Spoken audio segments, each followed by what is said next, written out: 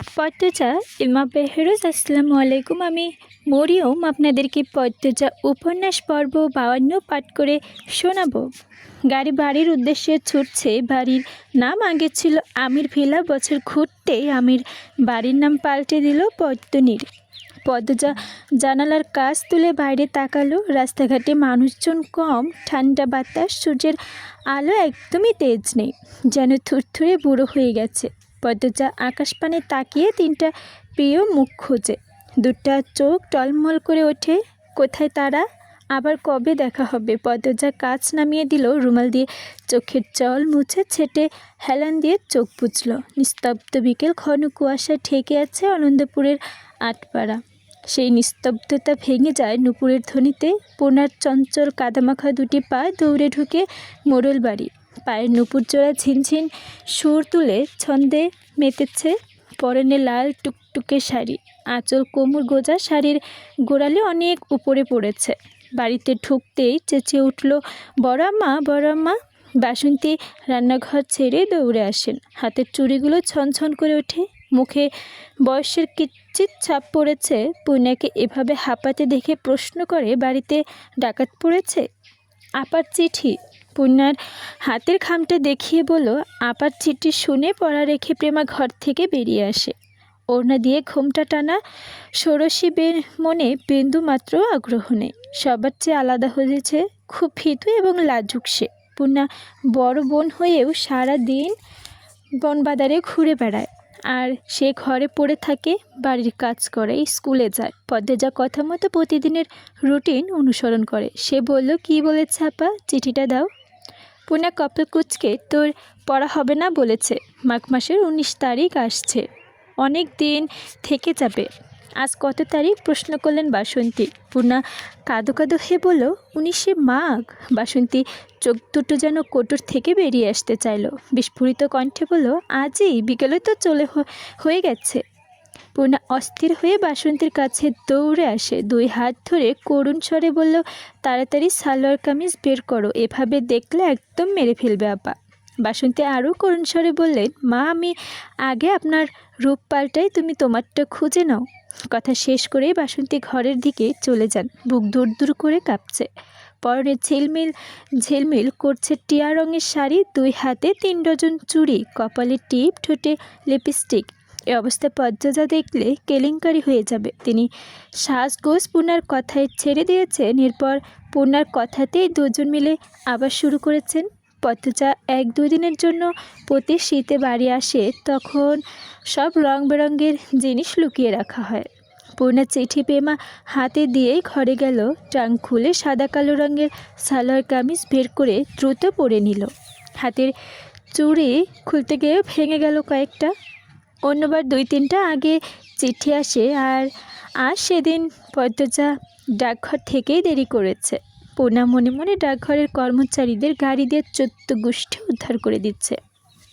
সে দ্রুত জুতা পরে বারান্দায় এসে প্রেমাকে ডাক তাড়া করল, জলদি পানি নিয়ে আয়। প্রেমা বেশ লাগছে। সে মনে প্রাণে দোয়া করছে, বড় আপা এক্ষুনি এসে যাক আর দেখুক ছোট আপার সাজগোজ। কিন্তু প্রকাশ্যে পূর্ণার আদেশ রক্ষার্থে কলসি নিয়ে কলপারের দিকে গেল সে। পূর্ণা মনে মনে আয়তুল কুরসি পড়ছে। এই বুঝি পদ্মজা এসে গেল। কতবার মারতো খেয়েছে তার সঙ্গে। পদ্মজা রাগ করে 3 মাস চিঠি লেখেনি। বাতাসের বেগে পাতায় মর্মর আওয়াজ হচ্ছে, আর পূর্ণার মনে হচ্ছে এই তো তার রাগী আপা হেঁটে আসছে। না, পানির জন্য অপেক্ষা করা যাবে না। পূর্ণা কলপারে ছুটে যায়। কলসি থেকে পানি নিয়ে পায়ের কাদা, ঠোঁটের লিপস্টিক ধুয়ে ফেলে, কপালের টিপ খুলে লাগিয়ে রাখলো কলপারের দেওয়ালে। হাতের চুলি, গলার হার, কানে বড় বড় দুল ট্যাঙ্কের ভেতরে রেখে এসেছে। পায়ের দিকে একবার চোখ পড়তেই আটকে উঠল। নুপুর জোড়া হাঁটার সময় অনেক আওয়াজ তোলে, এরকম নুপুর পরা নাকি ইসলামে নিষেধ। আবার দৌড়ে গেল ঘরে। দৌড়াবার সময় বারবার হুমড়ি খেয়ে পড়তে গিয়েও নিজেকে সামলে নিচ্ছে। নুপুর দুটো খুলে ট্যাঙ্কের ভেতরে রেখে থপ করে মাটিতে বসে লম্বা করে একটা শ্বাস নিল। বিড়বিড় করে বলল, বাচ্চা গেল। পর মুহূর্তে হাঁটুতে থুতনিতে রেখে মিষ্টি করে হাসলো একবার। আজ তার আপা আসবে। তার জীবনের সবচেয়ে দামি এবং ভালোবাসার মানুষটি আসবে। ঈদের আনন্দের চেয়েও বেশি আনন্দ এই দিন। পূর্ণা মাথায় ঘোমটা টেনে রান্নাঘরে গেল। প্রায় বছর খানেক পর আবার রান্নাঘরে ঢুকেছে সে। বাসন্তী সাদা রঙের শাড়ি পরেছেন, তাড়াহুড়ো করে এটা ওটা রাখছেন। পূর্ণা সাহায্য করার জন্য হাত বাড়ালেন। বাসন্তীকে বললেন, পান্তরে বলো ওর লাল রঙের দাগ দেওয়া রাজাহাঁসটি জবাই করতে। পূর্ণা চুলায় লাকড়ি আরেকটা দিয়ে লাহারি ঘরের দিকে এগোয়। পান্তিকে লাহারি ঘরে বেশি পাওয়া যায়। প্রেমা বড় বোনের জন্য মায়ের ঘরটা গুছাচ্ছে। ইট পাথরের শহরে সবাই কৃত্রিমতা ছেড়ে ছায় ঘেরা মায়ায় ভরা গ্রাম, আঁকাবাঁকা বয়ে চলা নদী নালা, খালবিল, সবুজ শ্যামল মাঠের প্রাকৃতিক রূপ দেখে তৃষ্ণার্ত নয়নে পিপাসা মেটাতে গিয়ে পদ্মজা আবিষ করল তার চোখে খুশির জল। সবেমাত্র আনন্দপুরের গঞ্জের সামনে ট্রলার পৌঁছেছে। ট্রলারটি হাওয়ালদা বাড়ির। আলমগীর ও মগা ট্রলার নিয়ে রেল স্টেশনের ঘাটে অপেক্ষা করছিল। আমির পদ্মজার পাশ ঘেঁষে দাঁড়াতেই পদ্মজা বলল, ইচ্ছে হচ্ছে জলে ঝাঁপ দিই। আমির আটকে উঠল, কেন? পদ্মজা আমিরের দিকে তাকিয়ে মৃদু হাসল, বলল, অল্পতে ভয় পেয়ে যান কেন? বলতে চেয়েছি অনেক দিন পর চেনা নদীর জল দেখে ছুতে ইচ্ছে করছে, ডুব দিতে ইচ্ছে হচ্ছে। আমির এক হাতে পদ্মজার বাহু চেপে ধরে নিজের সঙ্গে মিশিয়ে বলল, তাই বলো। পদ্মজার চোখ তুলে আমিরের দিকে তাকালো। আমিরের গাল ভর্তি দাড়ি ঘন হয়েছে, চোখের দৃষ্টি গাঢ় তীক্ষ্ণ। 35 বছরের পুরুষ, অথচ একটা সন্তান নেই, বাবা ডাক শুনতে পারে না। মানুষটার জন্য দুঃখ হয়। পদ্মজা গোপনে দীর্ঘশ্বাস ছাড়ল। আজানের ধ্বনিতে ভেসে আসছে ট্রলার মোড়ল বাড়ির ঘাটে এসে ফিরল। বাড়ির দিকে তাকাতেই প্রথম চোখে পড়ে রাজাহাঁসের ছুটোছুটি চলা। ঝাঁকঝাঁক রাজাহাঁসের দৌড়ে বাড়ির ভেতরে ঢুকছে। হাঁসের প্যাক প্যাক শব্দে চারদিকে মুখরিত। ট্রলারের শব্দ শুনে পূর্ণা, প্রেমা, পান্ত ছুটে এলো ঘাটে। প্রথমে এলো পূর্ণা। পদ্মজার সিঁড়িতে পা রাখতেই পূর্ণা জান ছেড়ে ডেকে উঠল, আপা। পূর্ণাকে এভাবে ছুটে আসতে দেখে পদ্মজা ভয় পেয়ে গেল। সাবধান করতে বলল, আসতে পূর্ণা। বলতে বলতে সিঁড়িতে পা পিছলে গেল পূর্ণার। পদ্মজা দ্রুত তাকে আঁকড়ে ধরে। তখনই অঘটন ঘটে যেত। পদ্মজা পূর্ণাকে ধমক দিতে প্রস্তুত হয়, তখনই পূর্ণা শক্ত করে জড়িয়ে ধরে পদ্মজাকে। বুকে মাথায় রেখে হাঁপাতে হাঁপাতে উচ্চারণ করলো, আপা, আমার আপা। বুক বিশুদ্ধতায় ভালো লাগায় ছেয়ে গেল পদ্মজার। মৃদু হেসে পূর্ণাকে কিছু বলার জন্য উদ্যত হতেই প্রেমা পান্ত এসে জড়িয়ে ধরল তাকে। পদ্মজা 3 জনের ভার সামলাতে না পেরে শেষ সিঁড়ি থেকে নদীর জলে পড়তেই যাচ্ছিল। ট্রলারের শীর্ষভাগ থেকে আমির এসে তাদের 2 হাতে দ্রুত পদ্মজাকে আঁকড়ে ধরল খুঁটি হয়ে। পদ্মজার চোখ বন্ধ করে ফেলছিল। যখন বুঝতে পারল সে পড়েনি, তার ভাই বোনেরাও পড়েনি, তখন চোখটা খুলল। ঘাড় ঘুরিয়ে তার স্বামীর মুখের দিকে তাকিয়ে হাসল। আমির পদ্মজাকে সোজা হয়ে দাঁড়াতে সাহায্য করে। পূর্ণা, প্রেমা হেঁচকে তুলে কাঁদছে। খুশিতে কেউ এভাবে কাঁদতে পারে? পদ্মজার ভালো লাগছে। বাসন্তী দূরে দাঁড়িয়ে থাকতে দেখে পদ্মজা ভাই বোনদেরকে বলল, তোরা কি বাড়িতে ঢুকতে দিবি না? পূর্ণার চোখের জল মুছতে মুছতে বলল, চলো। পদ্মজা সিঁড়ি ভেঙে বাসন্তীর সামনে এসে দাঁড়ালো।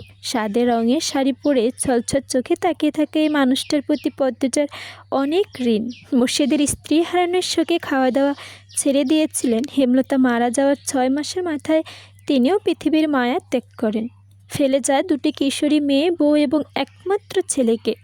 অর্থনৈতিক সমস্যা দেখা দিল, সংসার চলে না। আমির সাহায্য করতে চেয়েছিল। পদ্মজার আত্মসম্মানে লাগে। সে কিছুতেই স্বামীর টাকা বাবার বাড়ির সংসার ঢালবে না। নিজের টাকা কাজ করার উপায় ছিল না। এমতো অবস্থায় বাসন্তী চাইলে চলে যেতে পারতেন, তিনি যাননি। এক পরন্ত বিকেলে পদ্মজাকে বললেন, নকশিকাঁথা সেলাই করতে পারি আমি। শখে সেলাই করতাম। 2-3 জন পয়সা দিলে কিনতে চাইতো। টাকার দরকার ছিল না, তাই বিক্রি করিনি। তুমি বললে আমি নকশিকাঁথা গঞ্জে বেচার চেষ্টা করব। পদ্মজা সেদিন অবাক হয়ে তাকিয়েছিল।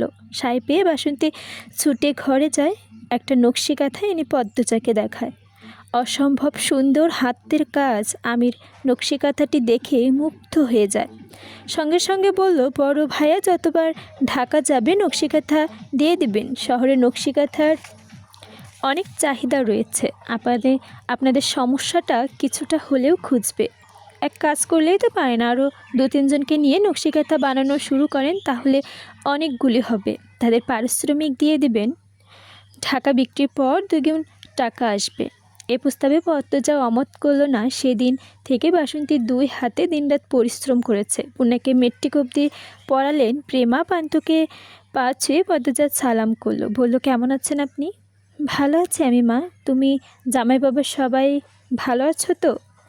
আলহামদুলিল্লাহ ভালো আছে। আগের চেয়ে শুকিয়েছেন, ত্বক ময়লা হয়েছে, নিজের যত্ন নেওয়া কি ভুলে গিয়েছেন?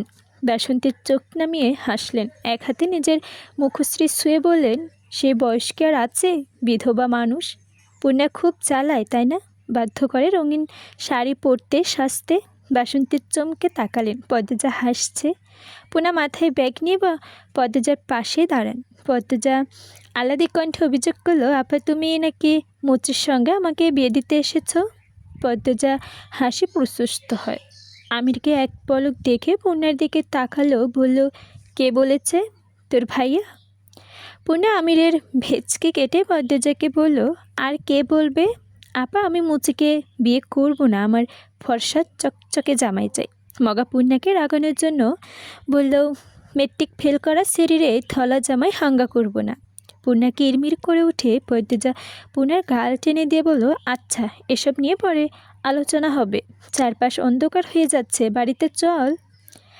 2 হাতে 2 ভাই বোনকে জড়িয়ে ধরে বাড়ির উঠোনে পা রাখে সে। সতেজ হয়ে জামাকাপড় পাল্টে নেয়। রাজহাঁস ভুনা আর গরম গরম ভাতের ভোজন হয়। সঙ্গে আলমগীরও মগা ছিল।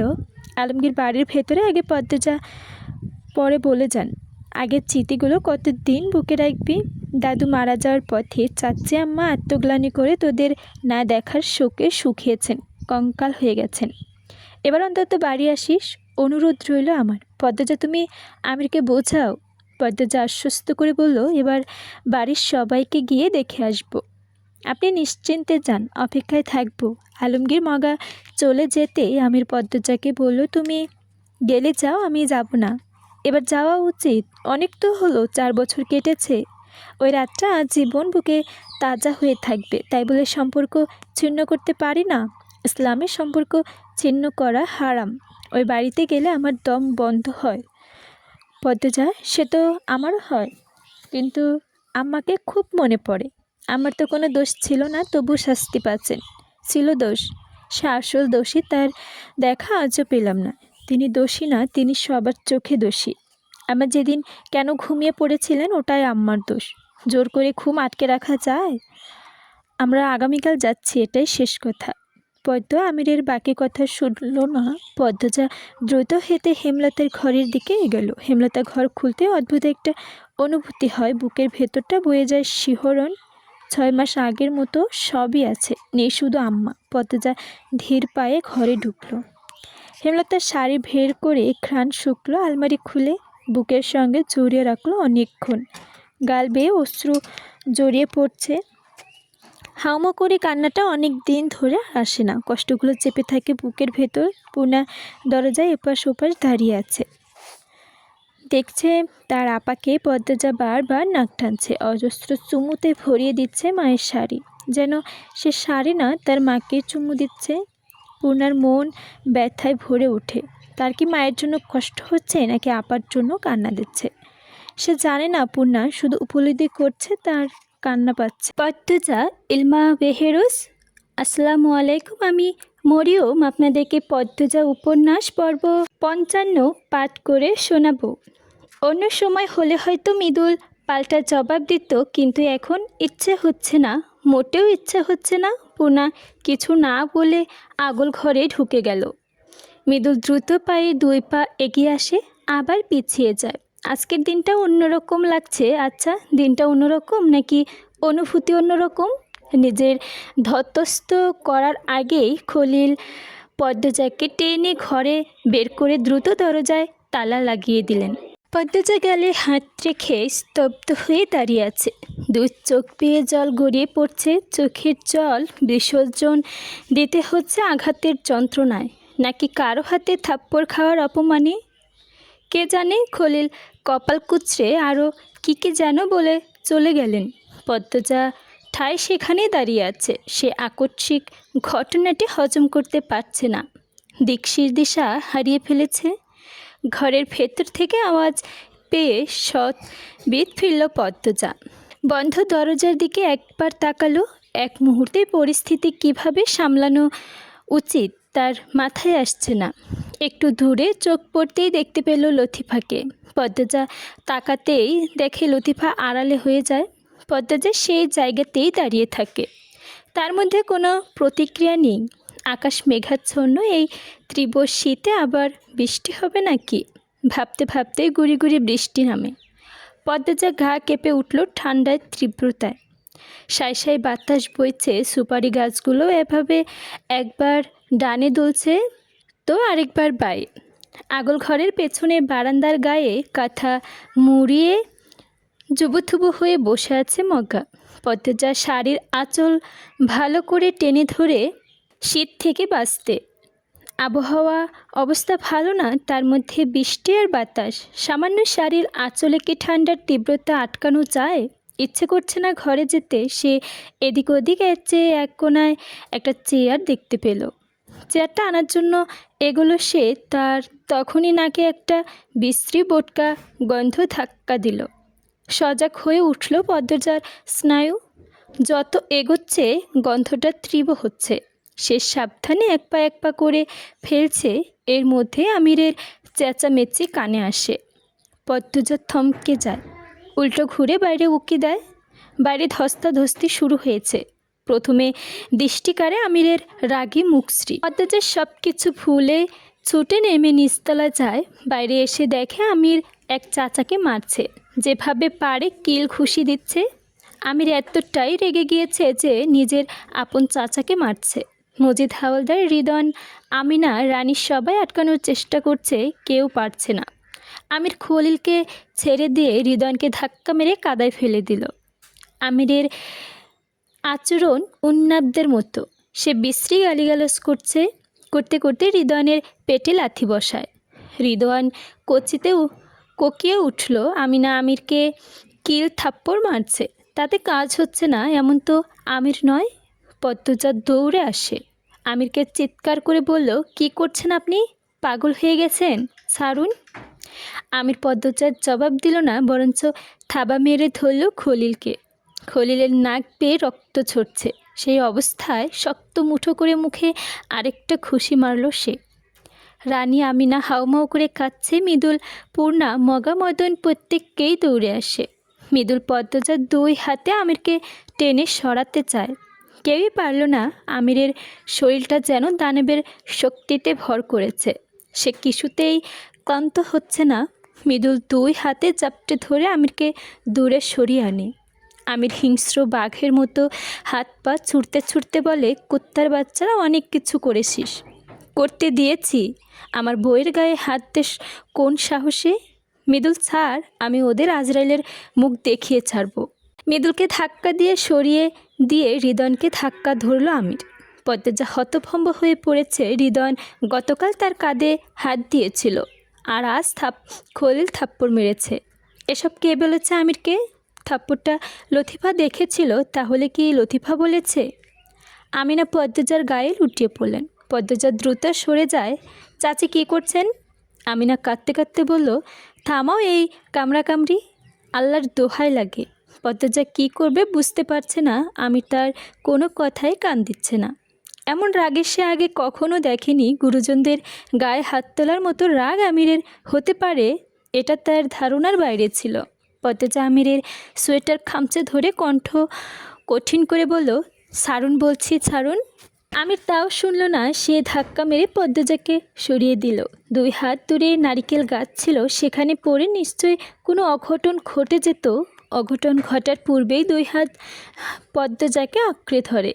পদ্মজা কৃতজ্ঞতার নজরে তাকালো। ফারিনাকে দেখতে পেল। ফারিনা এরকম ধস্তাধস্তি দেখেও চুপ করে আছেন। পদ্মজা অবাক হলো, থামানোর চেষ্টা পর্যন্তও করছে না। পদ্মজা আবারও আমিরকে থামানোর চেষ্টা করলো। মৃদুল চেষ্টা করলো, কিছুই হলো না। আমির খুব বেশি উত্তেজিত হয়ে আছে, মনে হচ্ছে অনেক বছরের রাগ একসঙ্গে মিটিয়ে নিচ্ছে।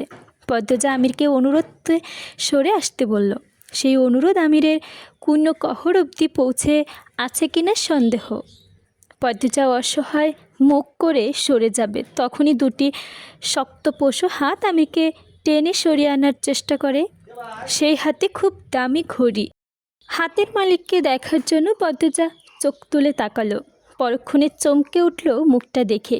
দীর্ঘ সময় পর আবার সেই মানুষটির সঙ্গে দেখা, যে মানুষটি তার প্রথম ভালোবাসা না হলেও প্রথম আবেগমাখা অনুভূতি ছিল। লিখন শাহ। দূরে সরে দাঁড়ালো পদ্মজা। মৃদুল লিখন শাহ মিলে আমিরকে চেপে ধরে দূরে নিয়ে যেতে চাইল। আমির ছটফট করতে ছুটতে আর পারছে না। তীব্র রাগ নিয়ে ঘাড় ঘুরিয়ে লিখনকে দেখে এক দৃষ্টি স্থির হলো। তবে থেকে গেল ছটফটানি। লিখন হেসে বলল, এবার থামুন, অনেক শক্তি ফুরিয়েছেন। আমির কিছু বলতে চাইল বটে, তবে আর তার আগেই হৃদয়ান ইট দিয়ে আমিরের ঘাড়ে আঘাত করে বসল সবার অগোচরে।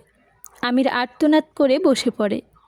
লিখন হৃদয়কে ধাক্কা মেরে সরিয়ে দেয়। পদ্মজা উৎকর্ণ হয়ে দৌড়ে আসে। আমিনা রানী, খলিল এবং হৃদয়ানকে নিয়ে দ্রুত আগল ঘরে দরজা বন্ধ করে দেয়। মজিদ মগাকে বললেন, তাড়াতাড়ি গঞ্জে যা, বিপুল ডক্টরকে নিয়ে আয়। আমি বাড়িতে, এসব কি হচ্ছে? ফারিনা এখনও দূরের ঠায় দাঁড়িয়ে আছেন। এই ঘটনা তাকে বিন্দু মাত্রও বিচলিত করেনি, বরং এই ঘটনার জন্য তিনি খুশি। কি চলছে তার মনে? ফারিনা তাড়াহুড়ো করে খোশ মেজাজে রান্না করছে। সাহায্য করার মতো পাশে কেউ নেই।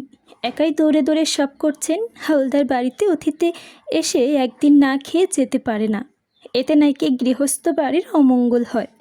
তাই মজিদ লিখনকে যেতে যেতে জোর করছেন। পদ্মজা নিজের ঘরে স্বামীর সেবায় ব্যস্ত।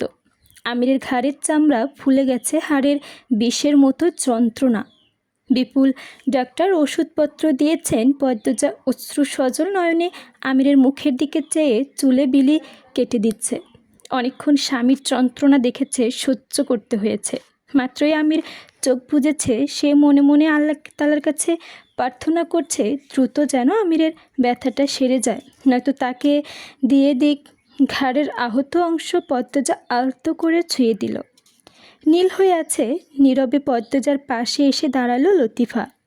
পদ্মজা কারো উপস্থিত টের পেয়ে জলদি চোখের জল মুছল। তারপর লতিফাকে দেখে বলল, লিটু বুবু। লতিফা বলল, খাইবা না? খালাম্মা খাইতে ডাকতাছে। পদ্মজা গম্ভীর কণ্ঠে বলল, আমার নিজের ছেলেকে কেন দেখতে আসেননি? খালাম্মায় লিখন ভাইজানের লইগে রান্তা ছিল। পদ্মজা ক্ষিপ্ত হয়, নিজের ছেলেকে না দেখে উনি কিভাবে অতিথির জন্য ভোজ আয়োজন করছেন। আমি কিছুতেই বুঝতে পারছি না। লতিফা নতুন হয়ে দাঁড়িয়ে রইল। পদ্মজা অনেকক্ষণ ক্ষিপ্ত নয়নে মেঝেতে চোখ নিবন্ধন করে রাখল। এরপর আমিরকে এক ঝলক দেখে লতিফাকে বলল, তুমি যাও, আমি আসছি। লতিফা 2 পা এগোতেই পদ্মজা ডেকে উঠল, লুতু বুবু। লুতু দাঁড়ালো। পদ্মজা বলল, তুমি আমার উপর নজর রাখছিলে কেন? আর আমাকে জিজ্ঞেস না করে থাপ্পড়ের কথাটাই বা কেন ওনাকে বলেছ? লতিফার কোনো প্রতিক্রিয়া নেই। সে নত হয়ে ঠায় দাঁড়িয়ে আছে। পদ্মজা আরও 2 বার প্রশ্ন করেও কোনো জবাব পেল না। তাই বলল, নিষেধাজ্ঞা আছে নাকি? এবার লতিফা হ্যাঁ সূচক মাথা নাড়ালো। সে কিছু একটা ভাবছে। মুখ তুলে দেখে পদ্মজা তার দিকে তীক্ষ্ণ চোখে তাকিয়ে আছে। অপ্রতিত হয়ে লতিফা বলল, আমি যাই, নইলে খালা আম্মায় চেতবো। পদ্মজা উত্তরে আসা না থেকে তড়িঘড়ি করে চলে গেল লতিফা। পদ্মজা ভ্রুকুটি করে দরজার বাইরে তাকিয়ে রইল। প্রতিটা প্রশ্ন আলাদা আলাদা, অথচ তার মনে হয় সব প্রশ্নের উত্তর একই সুতোয় গাঁথা। এখন সেসব ভাবার সময় না। আমিরের প্রতি যত্নশীল হওয়া দরকার। পদ্মজা আমিরের কপাল ছুঁয়ে তাপমাত্রা অনুমান করে। ভীষণ গরম, জ্বর উঠেছে নাকি? লিখন আর মৃদুলের আড্ডা জমে উঠেছে। জমিয়ে আড্ডা দিচ্ছে দুজন।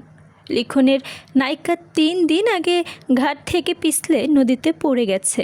সাঁতার জানে না, তাই প্রচুর পানি খেয়েছে। সেই সঙ্গে পা মুচকে গেছে, কোমরেও ব্যথা পেয়েছে। এই কথা শুনে মৃদুল হাসতে হাসতে চেয়ার থেকে পড়ে যাচ্ছিল। পূর্ণা দূর থেকে কটমট করে মৃদুলের দিকে তাকিয়ে আছে। কত অসভ্য এই লোক, মানুষের আঘাতের কথা শুনে হাসে। তার গা চলে যাচ্ছে মৃদুলের হাহা করে হাসা দেখে। লিখন আরও জানালো, সে এবং তার দল গত 3 দিন নায়িকা ছাড়া দৃশ্যগুলো শুটিং করেছে। বাকি যা দৃশ্য আছে সব কিছু নায়িকার উপস্থিতি থাকতে হবে। তাই আপাতত শুটিং স্থগিত। আশা করা যাচ্ছে 3-4 দিনের মধ্যে নায়িকা সুস্থ হয়ে যাবে। পূর্ণাকে দূরে বসে থাকতে দেখে লিখন ডাকল। খুশিতে গদগদ হয়ে দৌড়ে এলো পূর্ণা। 2 ঘন্টা 2 আগে একটু কথা হয়েছিল, আর হয়নি। লিখন প্রশ্ন করলো, ভেতরের অবস্থা কেমন? আমির হাওলাদার আগের চেয়ে কিছুটা ভালো অনুভব করছেন? ঘুমাচ্ছেন দেখে এলাম, আপা আছে পাশে। তোমার আপা পাশে থাকলে তার কি লাগে? লিখনের কণ্ঠটা করুণ শোনায়। পূর্ণা প্রসঙ্গ পাল্টে বলল, ভাইয়া আপনি কিন্তু আমাদের বাড়িতে যাবেন। তখন বললাম, কিছুই বললেন না। যাব। প্রান্ত অনেক খুশি হবে। প্রান্ত যেন কে? আমার ভাই, ও যে খুন। মনে পড়ছে, কি যেন নাম ছিল, মুন্না বা মান্না, এরকম কিছু একটা নাম, তাই না? জি ভাইয়া। সবাই কত বড় হয়ে গেছে, পড়াশোনার করনি কেন? পূর্ণা বা হাত চুলকাতে চুলকাতে বলল, মেট্রিক ফেল করায় আর পড়াতে ইচ্ছে করেনি। মৃদুল ভূত দেখার মতো চমকে উঠে বলল, তুমি মেট্রিক ফেল? পূর্ণা আশ্চর্য হয়ে জানতে চাইল, কেন? আরও কেউ আছে এখানে? মৃদুল মুচকি হেসে চুল ঠিক করতে করতে চমক হয়ে বলল, আমিও মেট্রিক ফেল। মৃদুলের কথা শুনে লিখন সশব্দে হেসে উঠল। পূর্ণা সরু চোখে তাকিয়ে আছে মৃদুলের দিকে। মজা করলো নাকি সত্য বলল? লিখন ঠোঁটে হাসি ধরে রেখে বলল, মৃদুল মজা করছো নাকি সত্যি? মৃদুল গুরুতর ভঙ্গিতে বলল, মিথ্যা কইতে জামু কেন? এতে আমার লাভটা কি? মৃদুলের ভঙ্গি দেখে লিখন চারপাশ কাঁপিয়ে হাসল। সঙ্গে তাল মিলালো পূর্ণা ও মৃদুল। লিখন আগের চেয়ে সুন্দর হয়েছে, দেখতে কত ভালো দেখাচ্ছে, কি অপূর্ব মুখ, বালিষ্ঠ শরীর। পূর্ণা কেন জানি আজও মনে হচ্ছে লিখনের পাশেই পদ্মজাকে বেশি মানায়।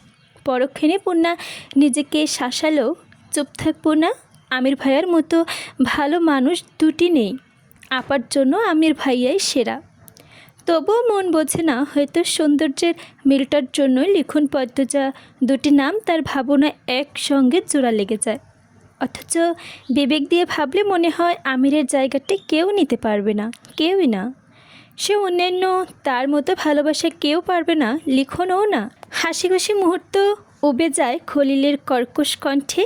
বেহায়া বেলাজ্জা ছেড়িয়ে পরপুরুষের সামনে কেমন দাঁত মেলায়া হাসতাছে। ঘরে বাপ মা না থাকলে এমনই হয়। এই সারি ঘরে যাও।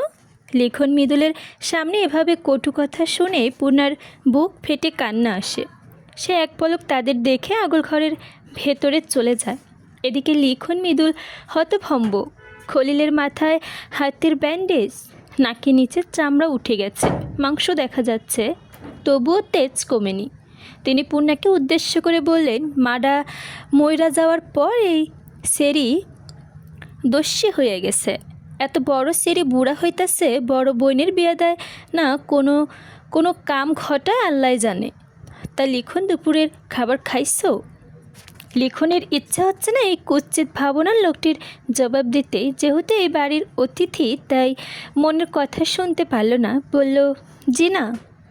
খলিলের উপেক্ষা করে আগল ঘরে চলে গেল মৃদুল। পূর্ণা আগল ঘরের পেছনে বারান্দায় এসে দাঁড়ালো। মৃদুল তার পেছনে কোমল স্বরে বলল, খালুর কথায় কষ্ট পাইছো? পূর্ণা মৃদুলকে তাকিয়ে না তাকিয়ে জবাব দিল, আপনি কারো কষ্টের কথা ভাবেন দেখে ভালো লাগলো। সবসময় তেরা কথা কেন কও? আমি যদি আগে জানতাম তোমার এই কালি কইলে তোমার এত কষ্ট হয়, তাহলে কইতাম না। পূর্ণা তাকালো। পূর্ণার দৃষ্টি দেখে মৃদুলের মন কেমন করে ওঠে। এই দৃষ্টির নাম বোধ হয় মন কেমন করা দৃষ্টি। পূর্ণা নিলিপ্ত ভঙ্গিতে বলল, মাপ চাইছেন? মৃদুলের জোড়া ভ্রু কুচকে আসে, পা দুটি পিছিয়ে যেতে বলল, জীবনেও না। পদ্মজা ক্ষুধার্ত বাঘিনীর মতো রান্নাঘরে ঢুকে ফারিনাকে বলল, আমার কি হয়েছে আপনার? ফারিনা প্রবল বিস্ময়ে জানতে চাইলেন, কেন কি হইব আমার? ফারিনার ব্যবহারে পদ্মজা অবাক। সে কিচ্ছিত হা হয়ে তাকিয়ে রইল। ফারিনার নিশ্চিত মনে চুলা থেকে পাতিল নামালেন, তারপর বললেন, ও পদ্মজা, মগারে একটু কইবা লিখন মৃদুলের ডাইকান্তে। লিখন ছাড়াটা কখন আইসে এখনও খাই নাই। পদ্মজার ঘটল না ফারিনাকে, সে বুঝে গেছে কোনো জবাব পাবে না। সদর ঘরে পার হতেই সদর দরজায় মৃদুল এবং লিখনের দেখা পেল। পদ্মজা চট করে আঁচল দিয়ে মাথা ঢেকে নিয়ে বলল, আপনারা এখানে বসুন, আম্মা আপনাদের খোঁজ করছিল। কথা শেষ হতে পদ্মজা সদর ঘর ছেড়ে রান্নাঘরে চলে গেল। অবশিষ্ট হয়ে তাকিয়ে রইল লিখন। সেই পুরনো দিনের মতোই তার স্বপ্নের প্রেয়সী এক ছুটে পালিয়ে বেড়ায়। পার্থক্য শুধু আগে লজ্জা পেত, এখন অস্বস্তিতে। লিখন গোপনে দীর্ঘশ্বাস ছাড়ল। পদ্মজাকে এক ঝলক দেখার জন্য এ বাড়িতে সে পা দিয়েছে। যাকে মন প্রাণ উজাড় করে ভালোবাসে, তার স্বামীর বাড়িতে আসা কতটা কষ্ট তা শুধু তার মধ্যে অভাগারাই জানে। মৃদু লিখনের দৃষ্টি খেয়াল করে কিচ্ছু একটা আন্দাজ করে বলল, পদ্মজা ভাবিকে চিনেন? চিনব না কেন? লিখন থেমে গেল। সে নিজের অজান্তেই কি বলে দিচ্ছিল। হেসে বলল, এসব জেনে কি হবে? আসো গিয়ে বসি, তারপর বলো, কখনো প্রেমে পড়েছ? না মনে হয়, উদাসীন হয়ে বলল মৃদুল। নিশ্চিত হয়ে বলো। মৃদুল ভাবল কোনো নারীর প্রতি তার আকর্ষণ বেশি কাজ করেছে। উত্তর পেয়ে গেল। সকালে সে পূর্ণের মধ্যে অদ্ভুত কিছু পেয়েছে, অজানা অনুভূতি অনুভব করেছে। এটা কি প্রেম? মৃদুল নিশ্চিত নয়, তাই সে বলল, না পড়ি নাই। আচ্ছা সেসব বাদ, বিয়ে করছো কবে সেটা বলো। হুট করে একদিন। আমার ইচ্ছে আমি হুট করে একদিন বিয়ে করে আমারে চমকে দেব। লিখন সশব্দে হাসলো, বলল, মানুষের সব চাওয়া পূরণ হয় না। প্রতিটা মানুষের জীবনে কোনো না কোনো পাশের অপূর্ণতা থাকে। তাহলে বলছেন আমার এই ইচ্ছে পূরণ হবে না? না তা বলছি না, হুট করে বিয়ে করে ফেলা আর কেমন অসম্ভব কাজ। মেয়ে রাজি থাকলে হলো, মেয়ে বেঁকে গেলে কিন্তু কিচ্ছা খতম। লিখন আবারও সশব্দে হাসলো। মৃদুলও অকারণে তাল মিলিয়ে হাসলো। সে ভাবছে মানুষ এত হাসতে কিভাবে পারে, এত সুখী লিখন শাহ। সে তো তার জানে না দুঃখীর পাহাড় সমান এক কষ্ট লুকিয়ে হাসির আড়ালে। ধীরে ধীরে বাড়ির সবাই বৈঠকখানায় জমা হলো, আমির ছাড়া। হৃদয়ন খলিলে তো শান্ত আচরণ করছে, যে মনে হচ্ছে না সকালে এত বড় ঘটনা ঘটে গেছে। বাড়ির মহিলারা দৌড়ে দৌড়ে খাবার পরিবেশন করছে। পদ্মজা খুব অবাক হয়ে প্রতিটা মানুষের পর্যবেক্ষণ করছে। লিখন এত কমে অবাক হয়নি। কত শান্ত পরিবেশ। ঝগড়ার পর মান অভিমান, তর্ক বিতর্ক থাকে, সেসব কিচ্ছুই নেই। পদ্মজা সবার সামনে আলাদা প্লেটে খাবার নিয়ে ফারিনাকে বলল, আম্মা আমি ওনার জন্য খাবার নিয়ে যাচ্ছি। ঘুম ভেঙেছে হয়তো। পদ্মজা সিঁড়ি ভেঙে উপরে উঠেছে। লিখন সোদো কাচুরে এনে তাকিয়ে রইল। পদ্মজা হাঁটার ছন্দ দৃঢ় সাবলীল, মাথায় শাড়ির আঁচলে ঘোমটা টানা। স্বামীর জন্য খাবার নিয়ে যাচ্ছে। এই স্বামীটা কি সে হতে পারতো না? এটাই অযোগ্য ছিল। অযোগ্য নাকি নিয়তির খেলা? কেন তোলা যায় না এই নারীকে? পদ্মজা ইলমা বেহেরোস। আসসালামু আলাইকুম, আমি মরিয়ম আপনাদেরকে পদ্মজা উপন্যাস পর্ব 55 পাঠ করে শোনাব। অন্য সময় হলে হয়তো মৃদুল পাল্টা জবাব দিত, কিন্তু এখন ইচ্ছে হচ্ছে না, মোটেও ইচ্ছে হচ্ছে না। পূর্ণা কিছু না বলে আগল ঘরে ঢুকে গেল। মৃদুল দ্রুত পায়ে 2 পা এগিয়ে আসে, আবার পিছিয়ে যায়। আজকের দিনটা অন্যরকম লাগছে। আচ্ছা, দিনটা অন্যরকম নাকি অনুভূতি অন্যরকম? নিজের ধতস্থ করার আগেই খলিল পদ্মজাকে টেনে ঘরে বের করে দ্রুত দরজায় তালা লাগিয়ে দিলেন। পদ্মজা গালে হাত রেখে স্তব্ধ হয়ে দাঁড়িয়ে আছে। 2 চোখ বেয়ে জল গড়িয়ে পড়ছে। চোখের জল বিসর্জন দিতে হচ্ছে আঘাতের যন্ত্রণায়, নাকি কারো হাতে থাপ্পড় খাওয়ার অপমানে? কে জানে। খলিল কপাল কুঁচড়ে আরও কী যেন বলে চলে গেলেন। পদ্মজা ঠায় সেখানে দাঁড়িয়ে আছে। সে আকস্মিক ঘটনাটি হজম করতে পারছে না। দিশা হারিয়ে ফেলেছে। ঘরের ভেতর থেকে আওয়াজ পেয়ে সৎবিদ ফিরল পদ্মজা। বন্ধ দরজার দিকে একবার তাকালো। এক মুহূর্তে পরিস্থিতি কিভাবে সামলানো উচিত তার মাথায় আসছে না। একটু দূরে চোখ পড়তেই দেখতে পেল লতিফাকে। পদ্মজা তাকাতেই দেখে লতিফা আড়ালে হয়ে যায়। পদ্মজা সেই জায়গাতেই দাঁড়িয়ে থাকে, তার মধ্যে কোনো প্রতিক্রিয়া নেই। আকাশ মেঘাচ্ছন্ন, এই তীব্র শীতে আবার বৃষ্টি হবে নাকি ভাবতে ভাবতে গুড়ি গুড়ি বৃষ্টি নামে। পদ্মজা গা কেঁপে উঠল ঠান্ডার তীব্রতায়। সাই সাই বাতাস বইছে, সুপারি গাছগুলো এভাবে একবার ডানে দুলছে তো আরেকবার বায়ে। আগল ঘরের পেছনে বারান্দার গায়ে কাঁথা মুড়িয়ে জুবুথুবু হয়ে বসে আছে মগ্গা। পদ্মজা শাড়ির আঁচল ভালো করে টেনে ধরে শীত থেকে বাঁচতে। আবহাওয়া অবস্থা ভালো না, তার মধ্যে বৃষ্টি আর বাতাস। সামান্য শাড়ির আঁচলে কি ঠান্ডার তীব্রতা আটকানো যায়? ইচ্ছে করছে না ঘরে যেতে। সে এদিক ওদিক চেয়ে এক কোনায় একটা চেয়ার দেখতে পেল। চেয়ারটা আনার জন্য এগোলো সে, তার তখনই নাকে একটা বিশ্রী বোটকা গন্ধ ধাক্কা দিল। সজাগ হয়ে উঠল পদ্মজার স্নায়ু। যত এগোচ্ছে গন্ধটা তীব্র হচ্ছে। সে সাবধানে এক পা করে ফেলছে। এর মধ্যে আমিরের চেঁচামেচি কানে আসে। পদ্মজা থমকে যায়, উল্টো ঘুরে বাইরে উকি দেয়। বাইরে ধস্তাধস্তি শুরু হয়েছে। প্রথমে দৃষ্টি কাড়ে আমিরের রাগী মুখশ্রী। পদ্মজা সব কিছু ভুলে ছুটে নেমে নিচতলা যায়। বাইরে এসে দেখে আমির এক চাচাকে মারছে, যেভাবে পারে কিল ঘুষি দিচ্ছে। আমির এতটাই রেগে গিয়েছে যে নিজের আপন চাচাকে মারছে। মজিদ হাওলদার, রিদন, আমিনা, রানীর সবাই আটকানোর চেষ্টা করছে, কেউ পারছে না। আমির খলিলকে ছেড়ে দিয়ে রিদনকে ধাক্কা মেরে কাদায় ফেলে দিল। আমিরের আচরণ উন্মাদদের মতো। সে বিশ্রী গালিগালাজ করতে করতে রিদনের পেটে লাথি বসায়। রিদওয়ান কোকিয়ে উঠল। আমিনা আমিরকে কিল থাপ্পড় মারছে, তাতে কাজ হচ্ছে না এমন তো আমির নয়। পদ্মজা দৌড়ে আসে, আমিরকে চিৎকার করে বলল, কি করছেন আপনি? পাগল হয়ে গেছেন, ছাড়ুন। আমির পদ্মজার জবাব দিল না, বরঞ্চ থাবা মেরে ধরল খলিলকে। খলিলের নাক বেয়ে রক্ত ঝরছে। সেই অবস্থায় শক্ত মুঠো করে মুখে আরেকটা ঘুষি মারল সে। রানী আমিনা হাউমাউ করে কাঁদছে। মৃদুল, পূর্ণা, মগা, মদন প্রত্যেককেই দৌড়ে আসে। মৃদুল পদ্মজার দুই হাতে আমিরকে টেনে সরাতে চায়, কেউই পারল না। আমিরের শরীরটা যেন দানবের শক্তিতে ভর করেছে। সে কিছুতেই ক্লান্ত হচ্ছে না। মৃদুল দুই হাতে চাপটে ধরে আমিরকে দূরে সরিয়ে আনে। আমির হিংস্র বাঘের মতো হাত পা ছুটতে ছুটতে বলে, কুত্তার বাচ্চারা, অনেক কিছু করেছিস, করতে দিয়েছি। আমার বইয়ের গায়ে হাত দেশ কোন সাহসে?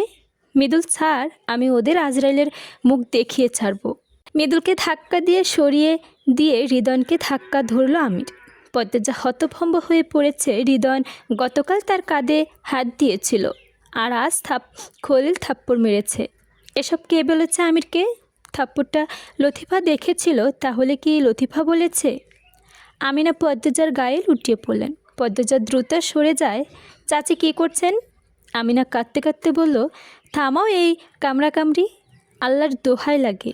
পদ্মজা কী করবে বুঝতে পারছে না। আমি তার কোনো কথাই কান দিচ্ছে না। এমন রাগে সে আগে কখনো দেখেনি। গুরুজনদের গায়ে হাত তোলার মতো রাগ আমিরের হতে পারে, এটা তার ধারণার বাইরে ছিল। পদ্মজা আমিরের সোয়েটার খামচে ধরে কণ্ঠ কঠিন করে বলল, ছাড়ুন বলছি, ছাড়ুন। আমির তাও শুনল না। সে ধাক্কা মেরে পদ্মজাকে সরিয়ে দিল। দুই হাত দূরে নারিকেল গাছ ছিল, সেখানে পড়ে নিশ্চয়ই কোনো অঘটন ঘটে যেত। অঘটন ঘটার পূর্বেই দুই হাত পদ্মজাকে আঁকড়ে ধরে। পদ্মজা কৃতজ্ঞতার নজরে তাকালো। ফারিনাকে দেখতে পেল। ফারিনা এরকম ধস্তাধস্তি দেখেও চুপ করে আছেন। পদ্মজা অবাক হলো, থামানোর চেষ্টা পর্যন্তও করছে না। পদ্মজা আবারও আমিরকে থামানোর চেষ্টা করলো। মৃদুল চেষ্টা করলো, কিছুই হলো না। আমির খুব বেশি উত্তেজিত হয়ে আছে, মনে হচ্ছে অনেক বছরের রাগ একসঙ্গে মিটিয়ে নিচ্ছে। পদ্মজা আমিরকে অনুরোধে সরে আসতে বলল। সেই অনুরোধ আমিরের কুণ্ণ কহর অবধি পৌঁছে আছে কিনা সন্দেহ। পদ্মজা অসহায় মুখ করে সরে যাবে, তখনই দুটি শক্তপোষো হাত আমিরকে টেনে সরিয়ে আনার চেষ্টা করে। সেই হাতে খুব দামি ঘড়ি। হাতের মালিককে দেখার জন্য পদ্মজা চোখ তুলে তাকালো। পরক্ষণে চমকে উঠল মুখটা দেখে। দীর্ঘ সময় পর আবার সেই মানুষটির সঙ্গে দেখা, যে মানুষটি তার প্রথম ভালোবাসা না হলেও প্রথম আবেগমাখা অনুভূতি ছিল। লিখন শাহ। দূরে সরে দাঁড়ালো পদ্মজা। মৃদুল লিখন শাহ মিলে আমিরকে চেপে ধরে দূরে নিয়ে যেতে চাইল। আমির ছটফট করতে ছুটতে আর পারছে না। তীব্র রাগ নিয়ে ঘাড় ঘুরিয়ে লিখনকে দেখে এক দৃষ্টি স্থির হলো। তবে থেকে গেল ছটফটানি। লিখন হেসে বলল, এবার থামুন, অনেক শক্তি ফুরিয়েছেন। আমির কিছু বলতে চাইল বটে, তবে আর তার আগেই হৃদয়ান ইট দিয়ে আমিরের ঘাড়ে আঘাত করে বসল। সবার অগোচরে আমির আর্তনাদ করে বসে পড়ে। লিখন হৃদয়ানকে ধাক্কা মেরে সরিয়ে দেয়। পদ্মজা উৎকর্ণ হয়ে দৌড়ে আসে। আমিনা রানী, খলিল এবং হৃদয়ানকে নিয়ে দ্রুত আগল ঘরে দরজা বন্ধ করে দেয়। মজিদ মগাকে বললেন, তাড়াতাড়ি গঞ্জে যা, বিপুল ডক্টরকে নিয়ে আয়। আমি বাড়িতে, এসব কি হচ্ছে? ফারিনা এখনও দূরের ঠায় দাঁড়িয়ে আছেন। এই ঘটনা তাকে বিন্দু মাত্র বিচলিত করেনি, বরং এই ঘটনার জন্য তিনি খুশি। কি চলছে তার মনে? ফারিনা তাড়াহুড়ো করে খোশ মেজাজে রান্না করছে। সাহায্য করার মতো পাশে কেউ নেই। একাই দৌড়ে দৌড়ে সব করছেন। হাওলদার বাড়িতে অতিথি এসে একদিন না খেয়ে যেতে পারে না, এতে নাকি গৃহস্থ বাড়ির অমঙ্গল হয়। তাই মজিদ লিখনকে যেতে যেতে জোর করছেন। পদ্মজা নিজের ঘরে স্বামীর সেবায় ব্যস্ত। আমিরের ঘাড়ের চামড়া ফুলে গেছে, হাড়ের বিষের মতো যন্ত্রণা। বিপুল ডাক্তার ওষুধপত্র দিয়েছেন। পদ্মজা অশ্রু সজল নয়নে আমিরের মুখের দিকে চেয়ে চুলে বিলি কেটে দিচ্ছে। অনেকক্ষণ স্বামীর যন্ত্রণা দেখেছে, সহ্য করতে হয়েছে। মাত্রই আমির চোখ বুজেছে, সে মনে মনে আল্লাহ তাআলার কাছে প্রার্থনা করছে দ্রুত যেন আমিরের ব্যথাটা সেরে যায়, নয়তো তাকে দিয়ে দিক। ঘাড়ের আহত অংশ পদ্মজা আলতো করে ছুঁয়ে দিল। নীল হয়ে আছে। নীরবে পদ্মজার পাশে এসে দাঁড়ালো লতিফা। পদ্মজা কারো উপস্থিত টের পেয়ে জলদি চোখের জল মুছল। তারপর লতিফাকে দেখে বলল, লিটু বুবু। লতিফা বলল, খাইবে না? খালাম্মা খাইতে ডাকতাছে। পদ্মজা গম্ভীর কণ্ঠে বলল, আমার নিজের ছেলেকে কেন দেখতে আসেননি? খালাম্মায় লিখন ভাইজানের লইগে রান্তা ছিল। পদ্মজা ক্ষিপ্ত হয়, নিজের ছেলেকে না দেখে উনি কিভাবে অতিথির জন্য ভোজ আয়োজন করছেন। আমি কিছুতেই বুঝতে পারছি না। লতিফা নতুন হয়ে দাঁড়িয়ে রইল। পদ্মজা অনেকক্ষণ ক্ষিপ্ত নয়নে মেঝেতে চোখ নিবন্ধন করে রাখল। এরপর আমিরকে এক ঝলক দেখে লতিফাকে বলল, তুমি যাও, আমি আসছি। লতিফা 2 পা এগোতেই পদ্মজা ডেকে উঠল, লুতুবুবু। লুতু দাঁড়ালো। পদ্মজা বলল, তুমি আমার উপর নজর রাখছিলে কেন? আর আমাকে জিজ্ঞেস না করে থাপ্পড়ের কথাটাই বা কেন ওনাকে বলেছ? লতিফার কোনো প্রতিক্রিয়া নেই। সে নত হয়ে ঠায় দাঁড়িয়ে আছে। পদ্মজা আরও 2 বার প্রশ্ন করেও কোনো জবাব পেল না। তাই বলল, নিষেধাজ্ঞা আছে নাকি? এবার লতিফা হ্যাঁ সূচক মাথা নাড়ালো। সে কিছু একটা ভাবছে। মুখ তুলে দেখে পদ্মজা তার দিকে তীক্ষ্ণ চোখে তাকিয়ে আছে। অপ্রতিত হয়ে লতিফা বলল, আমি যাই, নইলে খালা আম্মায় চেতব। পদ্মজা উত্তরে আসা না থেকে তড়িঘড়ি করে চলে গেল লতিফা। পদ্মজা ভ্রুকুটি করে দরজার বাইরে তাকিয়ে রইল। প্রতিটা প্রশ্ন আলাদা আলাদা, অথচ তার মনে হয় সব প্রশ্নের উত্তর একই সুতোয় গাঁথা।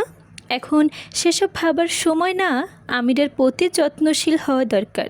পদ্মজা আমিরের কপাল ছুঁয়ে তাপমাত্রা অনুমান করে। ভীষণ গরম, জ্বর উঠেছে নাকি? লিখন আর মৃদুলের আড্ডা জমে উঠেছে। জমিয়ে আড্ডা দিচ্ছে দুজন। লিখনের নায়িকা 3 দিন আগে ঘাট থেকে পিছলে নদীতে পড়ে গেছে।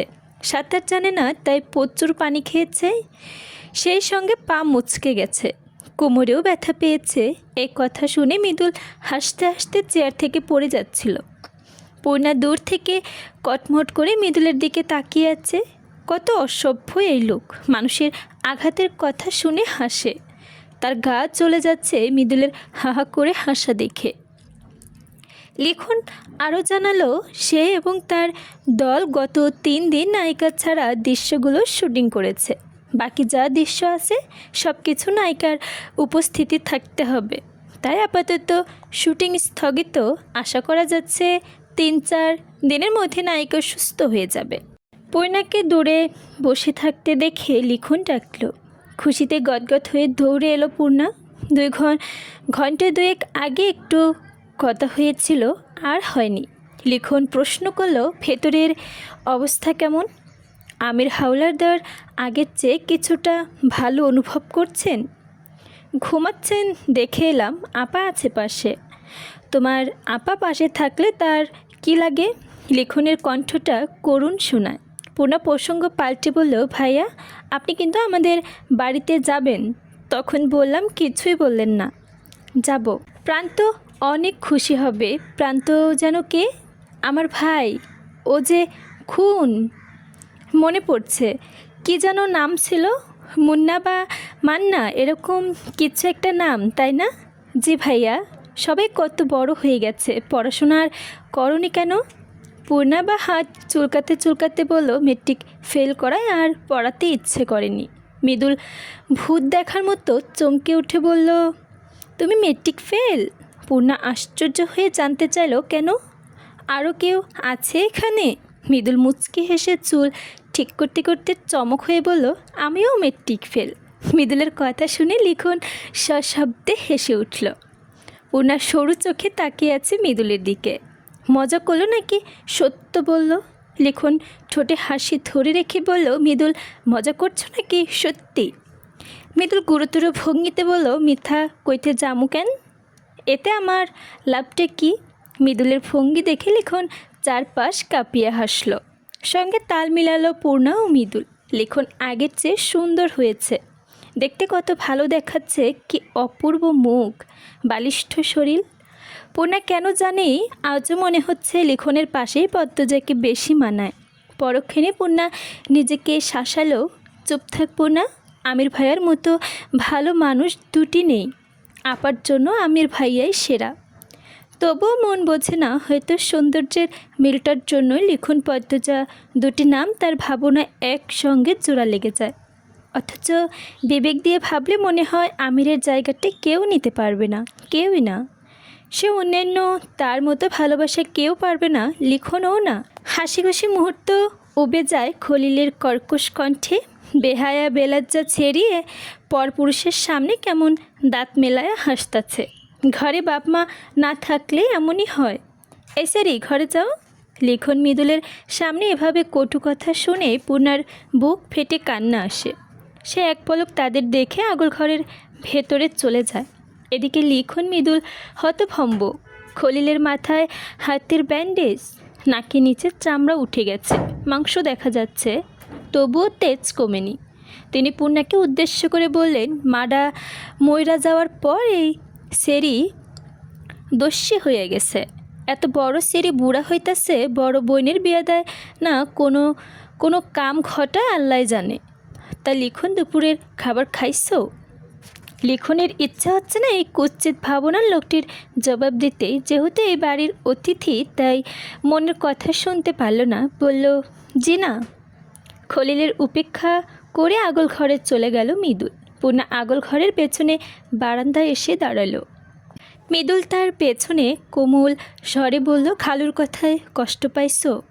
পূর্ণা মৃদুলকে তাকিয়ে না তাকিয়ে জবাব দিল, আপনি কারো কষ্টের কথা ভাবেন দেখে ভালো লাগলো। সবসময় তেরা কথা কেন কও?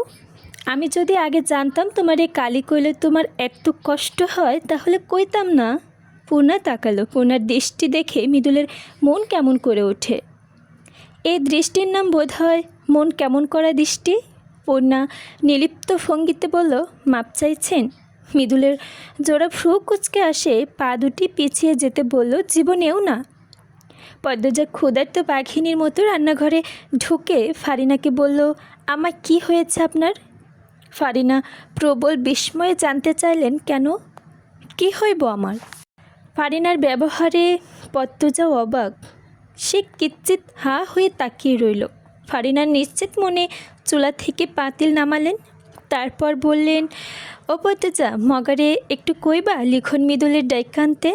লিখন ছাড়াটা কখন আইসে, এখনও খাই নাই। পদ্মজা আর ঘটল না ফারিনাকে। সে বুঝে গেছে কোনো জবাব পাবে না। সদর ঘরে পার হতেই সদর দরজায় মৃদুল এবং লিখনের দেখা পেল। পদ্মজা চট করে আঁচল দিয়ে মাথা ঢেকে নিয়ে বলল, আপনারা এখানে বসুন, আম্মা আপনাদের খোঁজ করছিল।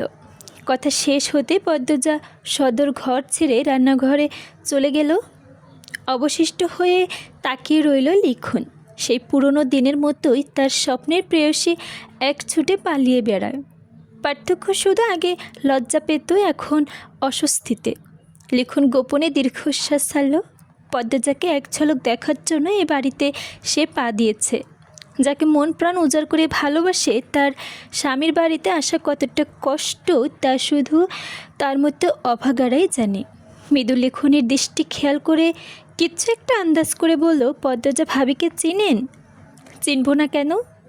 লিখন থেমে গেল। সে নিজের অজান্তেই কি বলে দিচ্ছিল। হেসে বলল, এসব জেনে কি হবে? আসো গিয়ে বসি, তারপর বলো কখনো প্রেমে পড়েছ? না মনে হয়, উদাসীন হয়ে বলল মৃদুল। নিশ্চিত হয়ে বলো। মৃদুল ভাবল কোনো নারীর প্রতি তার আকর্ষণ বেশি কাজ করেছে। উত্তর পেয়ে গেল। সকালে সে পূর্ণের মধ্যে অদ্ভুত কিছু পেয়েছে, অজানা অনুভূতি অনুভব করেছে। এটা কি প্রেম? মৃদুল নিশ্চিত নয়, তাই সে বলল, না পড়ি নাই। আচ্ছা সেসব বাদ, বিয়ে করছো কবে সেটা বলো। হুট করে একদিন। আমার ইচ্ছে আমি হুট করে একদিন বিয়ে করে আমারে চমকে দেব। লিখন সশব্দে হাসল, বলল, মানুষের সব চাওয়া পূরণ হয় না। প্রতিটা মানুষের জীবনে কোনো না কোনো পাশের অপূর্ণতা থাকে। তাহলে বলছেন আমার এই ইচ্ছে পূরণ হবে না? না তা বলছি না, হুট করেই বিয়ে করে ফেলা আর কেমন অসম্ভব কাজ। মেয়ে রাজি থাকলে হলো, মেয়ে বেঁকে গেলে কিন্তু কিচ্ছা খতম। লিখন আবারও সশব্দে হাসল। মৃদুলও অকারণে তাল মিলিয়ে হাসল। সে ভাবছে মানুষ এত হাসতে কিভাবে পারে, এত সুখী লিখন শাহ। সে তো তার জানে না দুঃখীর পাহাড় সমান এক কষ্ট লুকিয়ে হাসির আড়ালে। ধীরে ধীরে বাড়ির সবাই বৈঠকখানায় জমা হলো আমির ছাড়া। হৃদয়ন খলিলে তো শান্ত আচরণ করছে যে মনে হচ্ছে না সকালে এত বড় ঘটনা ঘটে গেছে। বাড়ির মহিলারা দৌড়ে দৌড়ে খাবার পরিবেশন করছে। পদ্মজা খুব অবাক হয়ে প্রতিটা মানুষের পর্যবেক্ষণ করছে। লিখন এত কমে অবাক হয়নি। কত শান্ত পরিবেশ। ঝগড়ার পর মান অভিমান তর্ক বিতর্ক থাকে, সেসব কিচ্ছুই নেই। পদ্মজা সবার সামনে আলাদা প্লেটে খাবার নিয়ে ফারিনাকে বলল, আম্মা আমি ওনার জন্য খাবার নিয়ে যাচ্ছি। ঘুম ভেঙেছে হয়তো। পদ্মজা সিঁড়ি ভেঙে উপরে উঠেছে। লিখন সোদো কাচুরি এনে তাকিয়ে রইল। পদ্মজা হাঁটার ছন্দ দৃঢ় সাবলীল, মাথায় শাড়ির আঁচলে ঘোমটা টানা। স্বামীর জন্য খাবার নিয়ে যাচ্ছে। এই স্বামীটা কি সে হতে পারত না?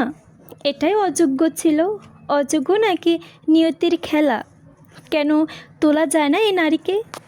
পদ্মজা ইলমা বেহেরুল, আসসালামু আলাইকুম। আমি মরিয়ম আপনাদেরকে পদ্মজা উপন্যাস পর্ব 54 পাঠ করে শোনাব। আমিনা দূরে সরিয়ে দাঁড়িয়েছেন। তিনি বরাবরই অন্যরকম মানুষ। অহংকারী, হিংসুটে, অন্যদের ভালো দেখতে পারে না। রানীর জীবনটা এভাবে ধ্বংস হয়ে যাওয়ার পর আশুবে আরও বেশি খামখেয়ালি হয়ে উঠেছেন। পদ্মজা আমিরের দিকে তাকিয়ে হুঙ্কার দিয়ে উঠল, আপনি দাঁড়িয়ে আছেন কেন? অন্যরা পাষাণ, আপনি তো পাষাণ না। ভাবিকে বিছানায় তুলে দিন। পদ্মজার কথায় আমির রুম্পাকে কোলে তুলে বিছানায় শুইয়ে দিল। আমির আর ফারিনা ছাড়া বাকি সবাই বিরক্তির কপাল ভাঁজ করে চলে যায়। তারা অসন্তুষ্ট। খোলে যাওয়ার আগে বিড়বিড় করে পদ্মজাকে অনেক কিছু বললেন। পদ্মজা সেসব কানে নেননি, শুধু অবাক হচ্ছে। মানুষগুলোর প্রতি ঘৃণা হয়। সে রুম্পার জ্ঞান ফেরানোর চেষ্টা করছে। আমিরকে বলে কবিরাজ নিয়ে আসতে। আমির চলে যায় ফারিনার কাছ থেকে। পদ্মজা জানতে পারল তিনি 2 বছর পর রুম্পাকে দেখছেন। কি অবাক কাণ্ড! কখন চুল কাটা হয়েছে জানে না। পদ্মজা জানতে চাইল কেন এত ভয় পান বাড়ির পুরুষদের। একটু শক্ত হলে কথা বললে ভাবিকে দেখতে আসতে পারলেন না? ভাবির মা বাপের বাড়ি কোথায়? ওনারা মেয়ের খোঁজ নেন না? রুম্পার মা বাবা নাই, ভাই আছে 2টা। ভাইগুলো আগে খোঁজ নিত, পাগল হোনার পর থেকে নাম নেয় না। মানুষ এত স্বার্থপর কি করে হয় আম্মা? ফারিনা রুম্পার শাড়ির ময়লা ছেড়ে দেন, ঘরদোর পরিষ্কার করেন। রুম্পার জ্ঞান ফেরে ঘণ্টাখানেক পর, কিন্তু কথা বলার শক্তিটুকুও নেই তার। সে ড্যাব ড্যাব করে পদ্মজার দিকে তাকিয়ে থাকে, যেন পদ্মজার জন্য অপেক্ষায় ছিল। পদ্মজার জন্যই বেঁচে আছে, কিছু বলার চেষ্টা করছে কিন্তু পারছে না। কতদিন ধরে পানি ছাড়া কিছুই দেওয়া হচ্ছে না। ঘরের এক কোণে বালির বস্তা রাখা, ক্ষুধার চোটে কতবার বালি খেয়েছে, পেটে খারাপ হয়ে পুরো ঘর নষ্ট করেছে। বমি করতে করতে ক্লান্ত হয়ে গতকাল থেকে সে অজ্ঞান, তবুও কেউ এসে দেখেননি। পদ্মজার চোখের জল আপনা আপনি পড়ছে। রুম্পার কষ্ট তাকে তুমড়ে মুচড়ে দিচ্ছে। সে মনে মনে শপথ করে রুম্পাকে নিয়ে শহরে যাবে। ফারিনা ও পদ্মজা মিলে রুম্পাকে গোসল করালো, নতুন শাড়ি পরিয়ে গরম গরম ভাত খাওয়ালো, চুলে তেল দিয়ে দিল। খাওয়া শেষে রুম্পা বিছানায় নেতিয়ে পড়েছে। শরীরের শক্তি আসতে সময় লাগবে, একটু ঘুমালেই পুনরুদ্ধার হবে গায়ের জোরের। পদ্মজা রুম্পার মাথায় হাত বুলিয়ে দিয়ে বলল, ঘুমাও ভাবি। পদ্মজার টের পেল রুম্পার দুর্বল দুটি হাত পদ্মজার হাত শক্ত করে ধরতে চাইছে। সে রুম্পার দুই হাত শক্ত করে ধরে বলল, আমাকে ছেড়ে কোথাও যাব না। রুম্পার চোখ বেয়ে জল গড়িয়ে পড়ে। পদ্মজার জল মুছতে দিল।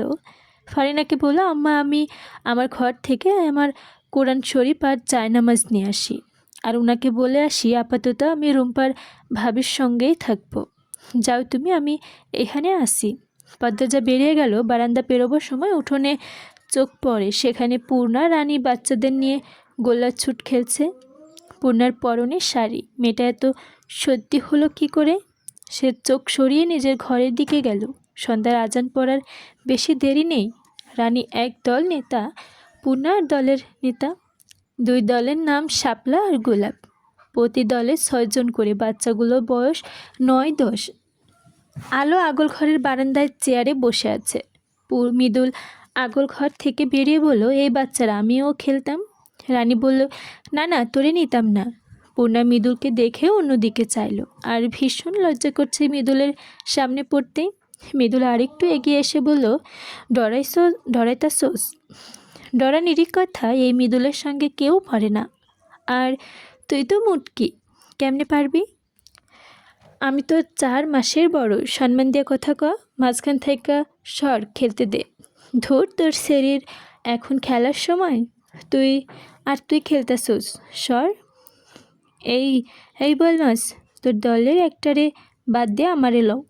এই মুটকিরে 100টা গোল্লা না দিলে আমি বাপের বেটা না। পূর্ণা হাঁ করে তাকালো। তাকে বোয়াল মাছ ডাকা হচ্ছে, তার দিকে তাকিয়ে বাচ্চারাও হাসছে। দেখতে দেখতে সুন্দর হয়ে গেছে বলে কে যা ইচ্ছা তাই ডাকার অধিকারী বাঘিনী পূর্ণা দিয়ে দিবে? কখনো না। সে তেলে বেগুনে জ্বলে উঠে বলল, আমাকে আপনার কোন দিক দিয়ে বোয়াল মাছ মনে হচ্ছে? পূর্ণাকে কথা বলতে দেখে মৃদুল হাসলো, রসিকতা করে বলল, আরে কালি বেআইন দেখি কথা কইতে পারে। পূর্ণা আহত হলো, এক হাতে নিজের গাল ছুঁয়ে ভাবলো, আমি কি কালি? ডাকার মতো কালি? বাঘিনী রূপটা মুহূর্তে নিভে গেল, আর তার চোখ দুটো দাঁড়িয়ে রইল। রানী বলল, মৃদুল লয়া সর কইতাছি, খেলতে দে। আমিও খেলতাম। তুই আন্ডা, তুই ভাত, তোর বদলে আমি বেয়ানদের দলে খেললাম। মৃদুলের এক কথায় ন্যাড়া মাথার ছেলেটা সরে দাঁড়ালো। মৃদুল খেলার নির্দিষ্ট জায়গা নিয়ে দাঁড়ালো। পূর্ণাকে বলল, কালি বেয়ান, তুমি আগে যাইবা নাকি আমি আগে যাবো? পূর্ণা মিনমিনিয়ে বলল, আমি খেলবো না।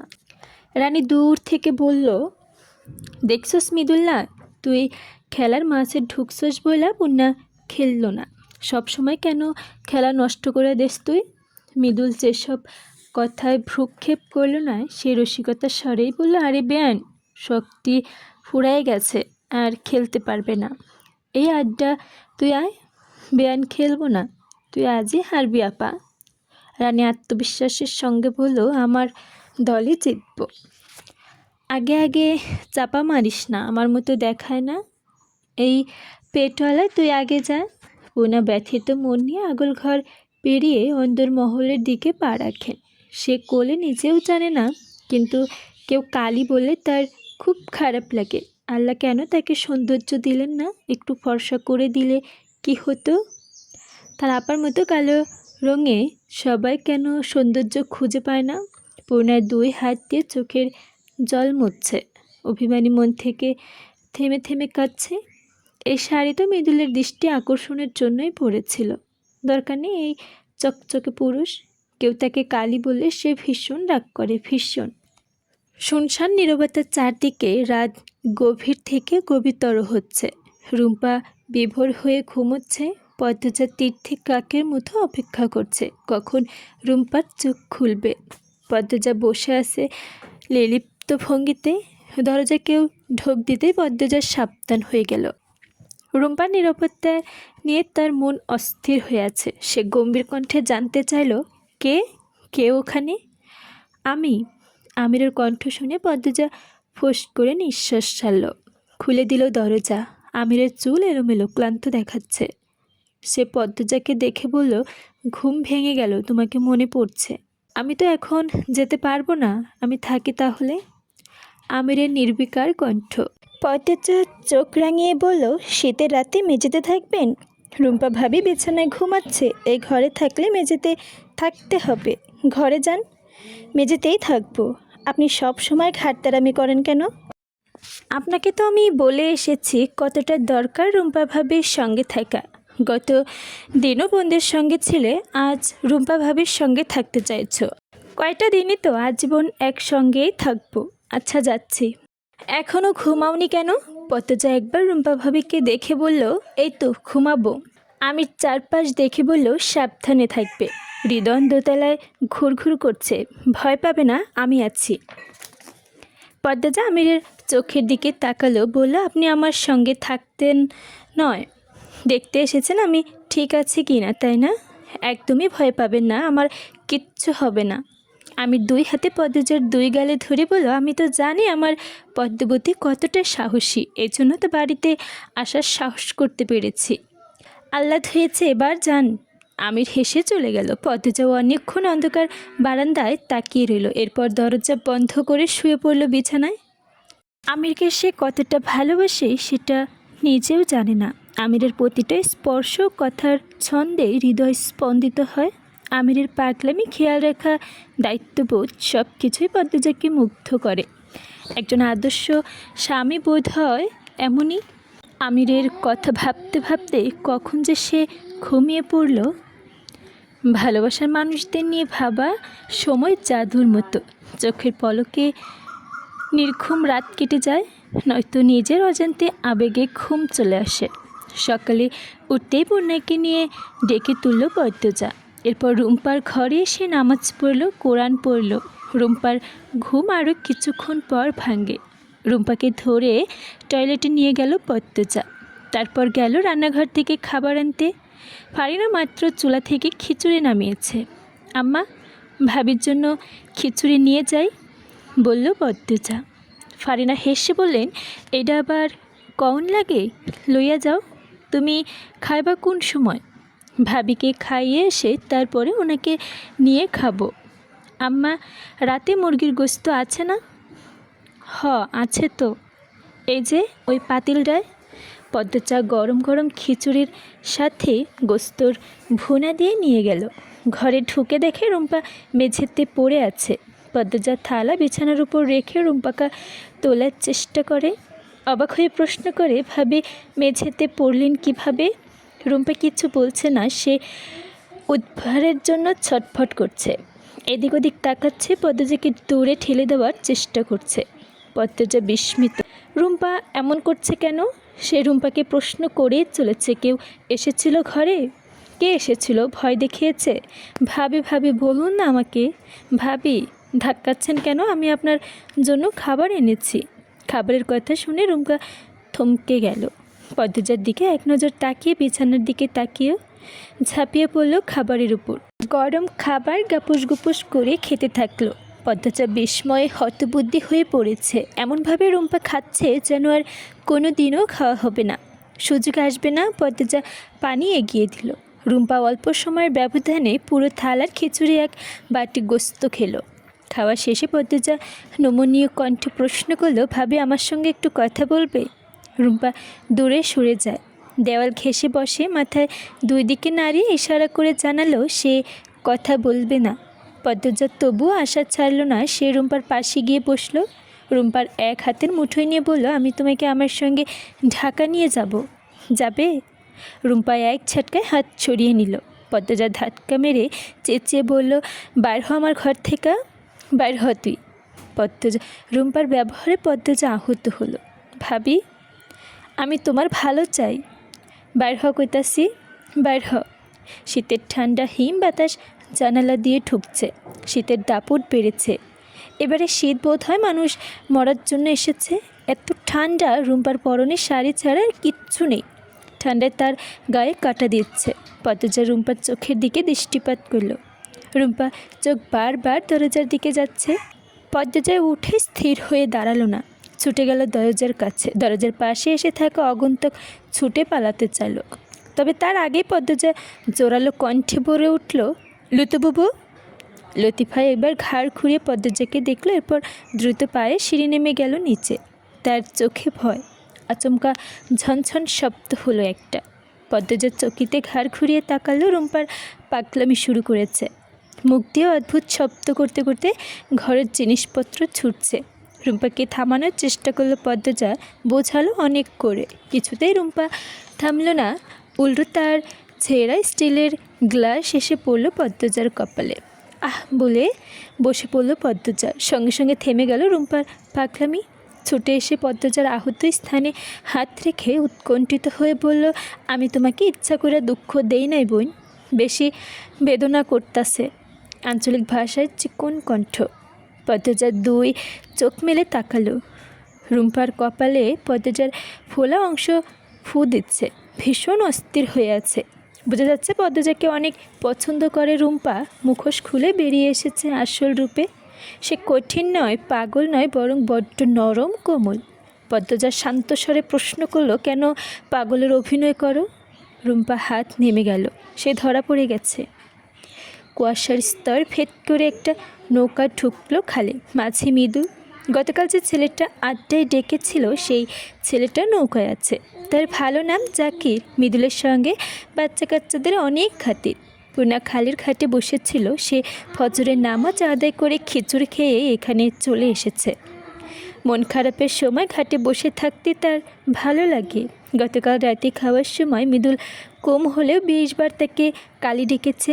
অন্ধকারে নাকি দেখা যায় না, এমন অনেক কথা বলেছে। কালো রঙে মেয়ে হওয়া বোধহয় পাপ। আবার পদ্মজা রাতে তার সঙ্গে থাকেনি। পুরো রাত সে কেঁদেছে। কেউ তাকে কালি বলবে, আবার তার আপা তাকে সময় দিল না। শ্বশুরবাড়ি অন্য বউকে নিয়ে ব্যস্ত। এই, আমি না কাজ করতেছি, যা। পূর্ণার খুব অভিমান হয়েছে। বয়স 20 পার হলেও রয়ে গেছে সে ছোট্ট কিশোরী মেয়েটি। মৃদুল নৌকা থামিয়ে পূর্ণাকে ডাকলো, কালি বেআইন। পূর্ণা তাকালো না। মৃদুল আবার ডাকলো, বেআইন গো। তাও পূর্ণা সাড়া দিল না। মৃদুল জাকিরকে বলল, কিরে বেটা, বুঝছে কিছু? এই শরীরে ভূতে ধরলো নাকি? জাকির দাঁত বের করে করে শুধু হাসলো। মৃদুল জোরে বলে উঠল, আর বেআইন, কে কানে শুনে না? কাল তো ঠিকই শুনছিলি। ঠান্ডা কি কানে ভেতরে ঢুকে গেছে? ও কালি বেআইন, বেআইন। পূর্ণা হুট করে উঠে দাঁড়ালো। আঙুল শাসিয়ে মৃদুলকে বলল, আপনার কি বাপ মা নাই? থাকলেও শিক্ষা ঘরে যার তারে ইচ্ছা ডাকা উচিত না। অসভ্যতা অন্য জায়গায় করবে না, আমার সামনে না। আমি কালো, আমি জানি। আপনাকে কালি বলে সেটা করিয়ে দিতে হবে না।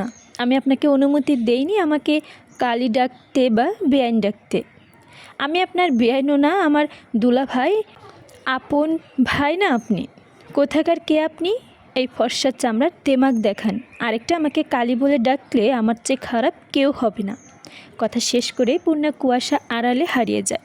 রেখে যায় অপমানের থমথম করা একটা মুখ। মৃদুল ঘর থেকে বেরোতে পারছে না।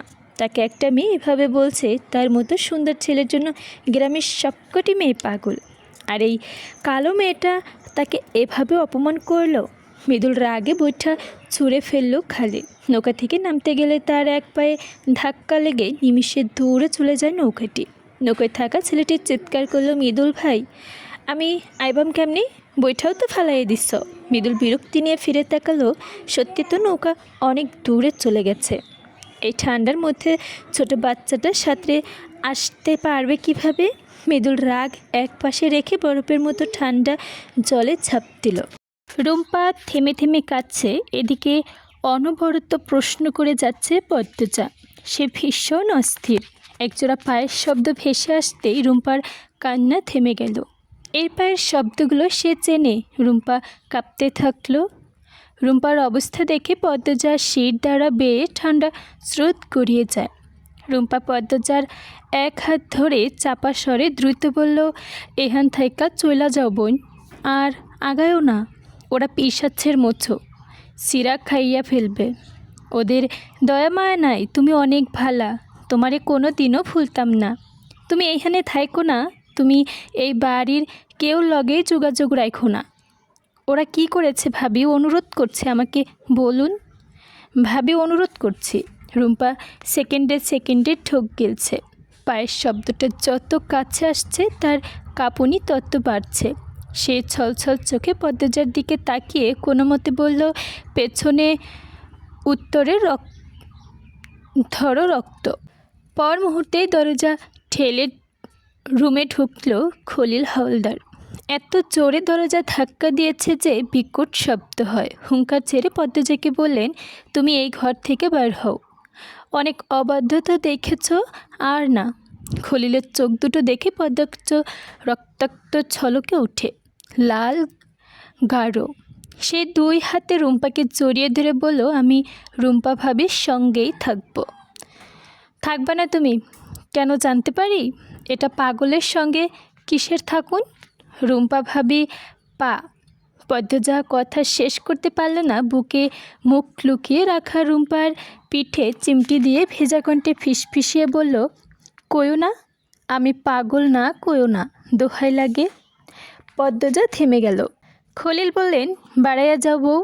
পদ্মজা নাছোড় বান্দা হয়ে বলল, যাব না আমি, রুম্পা ভাবির সঙ্গেই থাকবো। রুম্পা পদ্মজাকে ধাক্কা মেরে দূরে সরিয়ে দিয়ে পুনরায় পাগলামি শুরু করে। খলিল রুম্পাকে আঘাত করার জন্য উদ্যক্ত হতেই পদ্মজা বাধা হয়ে দাঁড়ালো। নিজের মেয়েকেও অমানুষের মারতে পারে বলে সবার মেয়েকে মারার অধিকার পারবেন না? পদ্মজা কথাটা মাটিতে পড়ার আগেই খলিলের হাতে থাপ্পড় পদ্মজার গালে পড়ে। পদ্মজা ব্যথায় মা বলে আর্তনাদ করে উঠল। ভোর হয়েছে, আর কতক্ষণই হলো? 2 ঘন্টার মতো। এর মধ্যেই মেঘলা আকাশ বেয়ে অন্ধকার নেমে এসেছে তার চারদিকে। পূর্ণা আগল ঘরের সামনে থাকা বারান্দায় চেয়ারে মুখ ভার করে বসে আছে। তার গায়ে সোয়েটারের ওপর 3টে কাঁথা, তবু পাতলা ঠোঁট জোড়ায় ঠান্ডায় কাঁপছে। বসে থাকতে থাকতে একসময় বিরক্তি হয়ে উঠে দাঁড়ালো। কোথাও যাওয়ার মতো অবস্থা নেই তার, চেয়ে বরং আপার সঙ্গে আড্ডা দেওয়া যাক। চৌকাতে পা রাখতেই মৃদুলের কণ্ঠস্বর কানে এলো। ঘাড় ঘুরিয়ে তাকালো সে। মৃদুল কাঁপতে কাঁপতে হেঁটে আসছে। শরীর ভেজা। রানিয়াপা রানিয়াপা বলে ডাকছে, কিন্তু এখানে তো রানী নেই। মৃদুল বারান্দায় পা রেখে পূর্ণার মুখটা দেখতে পেল। তার দিকে তাকিয়ে আছে। সঙ্গে সঙ্গে মৃদুলের কপালের ভাঁজ পড়ল। এই মেয়ের জন্য এমন একটা ঘটনা ঘটল, এখন ঠান্ডায় কাঁপতে হচ্ছে। সে দৃষ্টি সরিয়ে দূরে তাকালো। শার্ট খুলে দড়িতে মেলে দিয়ে ডাকলো, কইরে রানিয়াপা, শীতে মইরা যাইতাছি, কাপড় নিয়ে আয়। ভেজা শরীর নিয়ে ঘরে কেমনে ঢুকবো? পূর্ণা কাঠখোট্টায় গলা বলল, রানিয়াপা এখানে নেই, অকারণে চেঁচাচ্ছেন। মৃদুল পূর্ণার স্বরে পাল্টা জবাব দিল, তোমারে কইছি আমার উত্তর দিতে। আমার ইচ্ছা হইলে আমি চেঁচাবো, আমার ভালো না লাগলে কানে ফাত্তর ঢুকায় রাখো। পূর্ণার দাঁতে দাঁত চেপে কিরমির করে তাকিয়ে থাকে। মৃদুল আর চোখে পূর্ণাকে দেখে চোখের দৃষ্টি সরিয়ে নেয়। বাতাস বেড়েছে, খালি গায়ে কাঁপুনি শুরু হয়। মৃদুলকে এভাবে কাঁপতে দেখে পূর্ণার খুবই মায়া হচ্ছে। সে কণ্ঠ খাদে নামিয়ে বলল, আমি আপনার কাপড় নিয়ে আসবো। মৃদুল চোয়াল শক্ত রেখে আবারও আর চোখে তাকালো, কিন্তু উত্তর দিল না। সে সম্পূর্ণভাবে পূর্ণাকে উপেক্ষা করেছে। পূর্ণার জবাবের আশায় কয়েক সেকেন্ড দাঁড়িয়ে থাকে, এরপর চলে যায়। পূর্ণা চলে যেতে মৃদুল শীতের তীব্রতায় মুখ দিয়ে উ শব্দ উচ্চারণ করে কাঁপতে থাকলো। যতক্ষণ না প্যান্ট শুকাবে ঘরের ভেতর ঢুকতে পারবে না। তার ঘরে যাওয়ার পথে ধান ছড়ানো আছে, এদিক দিয়ে গেলে ধান ভিজে নষ্ট হয়ে যাবে। সহ্য করা ছাড়া আর উপায় নেই। কেউ যদি কাপড় দিয়ে যেত। আগল ঘরের পেছনে উত্তর দিকে বারান্দায় দিয়ে মগাকে দেখতে পেল পূর্ণা। মগা ছিমুচ্ছে। মগা ভাইয়া। মগা তাকালো। পূর্ণা বলল, মৃদুল ভাইয়ের ঘর কোনটা? মগা আঙ্গুলের ইশারায় দেখিয়ে দিল পূর্ণা মৃদুলের ঘরের দিকে। একটা লুঙ্গি আর শার্ট নিয়ে বেরিয়ে আসে। মৃদুল পায়ের শব্দ পেয়ে মুখ দিয়ে উচ্চারণ করে শীতে কাতরাতে বন্ধ করে দিল। পূর্ণা মৃদুলের চেয়ে এক হাত দূরে এসে দাঁড়ালো, এগিয়ে দিল লুঙ্গি আর শার্ট। মৃদুল ঘুরে তাকালো। আর রাগ দেখানো সম্ভব নয়। রাগে রাগে ঠান্ডায় তীব্রতায় ঠুকে গেছে। রক্ত শীতল হয়ে এসেছে।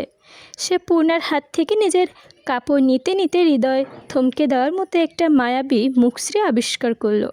টানা টানা চোখ, চোখের পাপড়িগুলো এত ঘন যে মনে হচ্ছে কোনো বিশাল বটগি বৃক্ষ ছায়া ফেসে রেখেছে।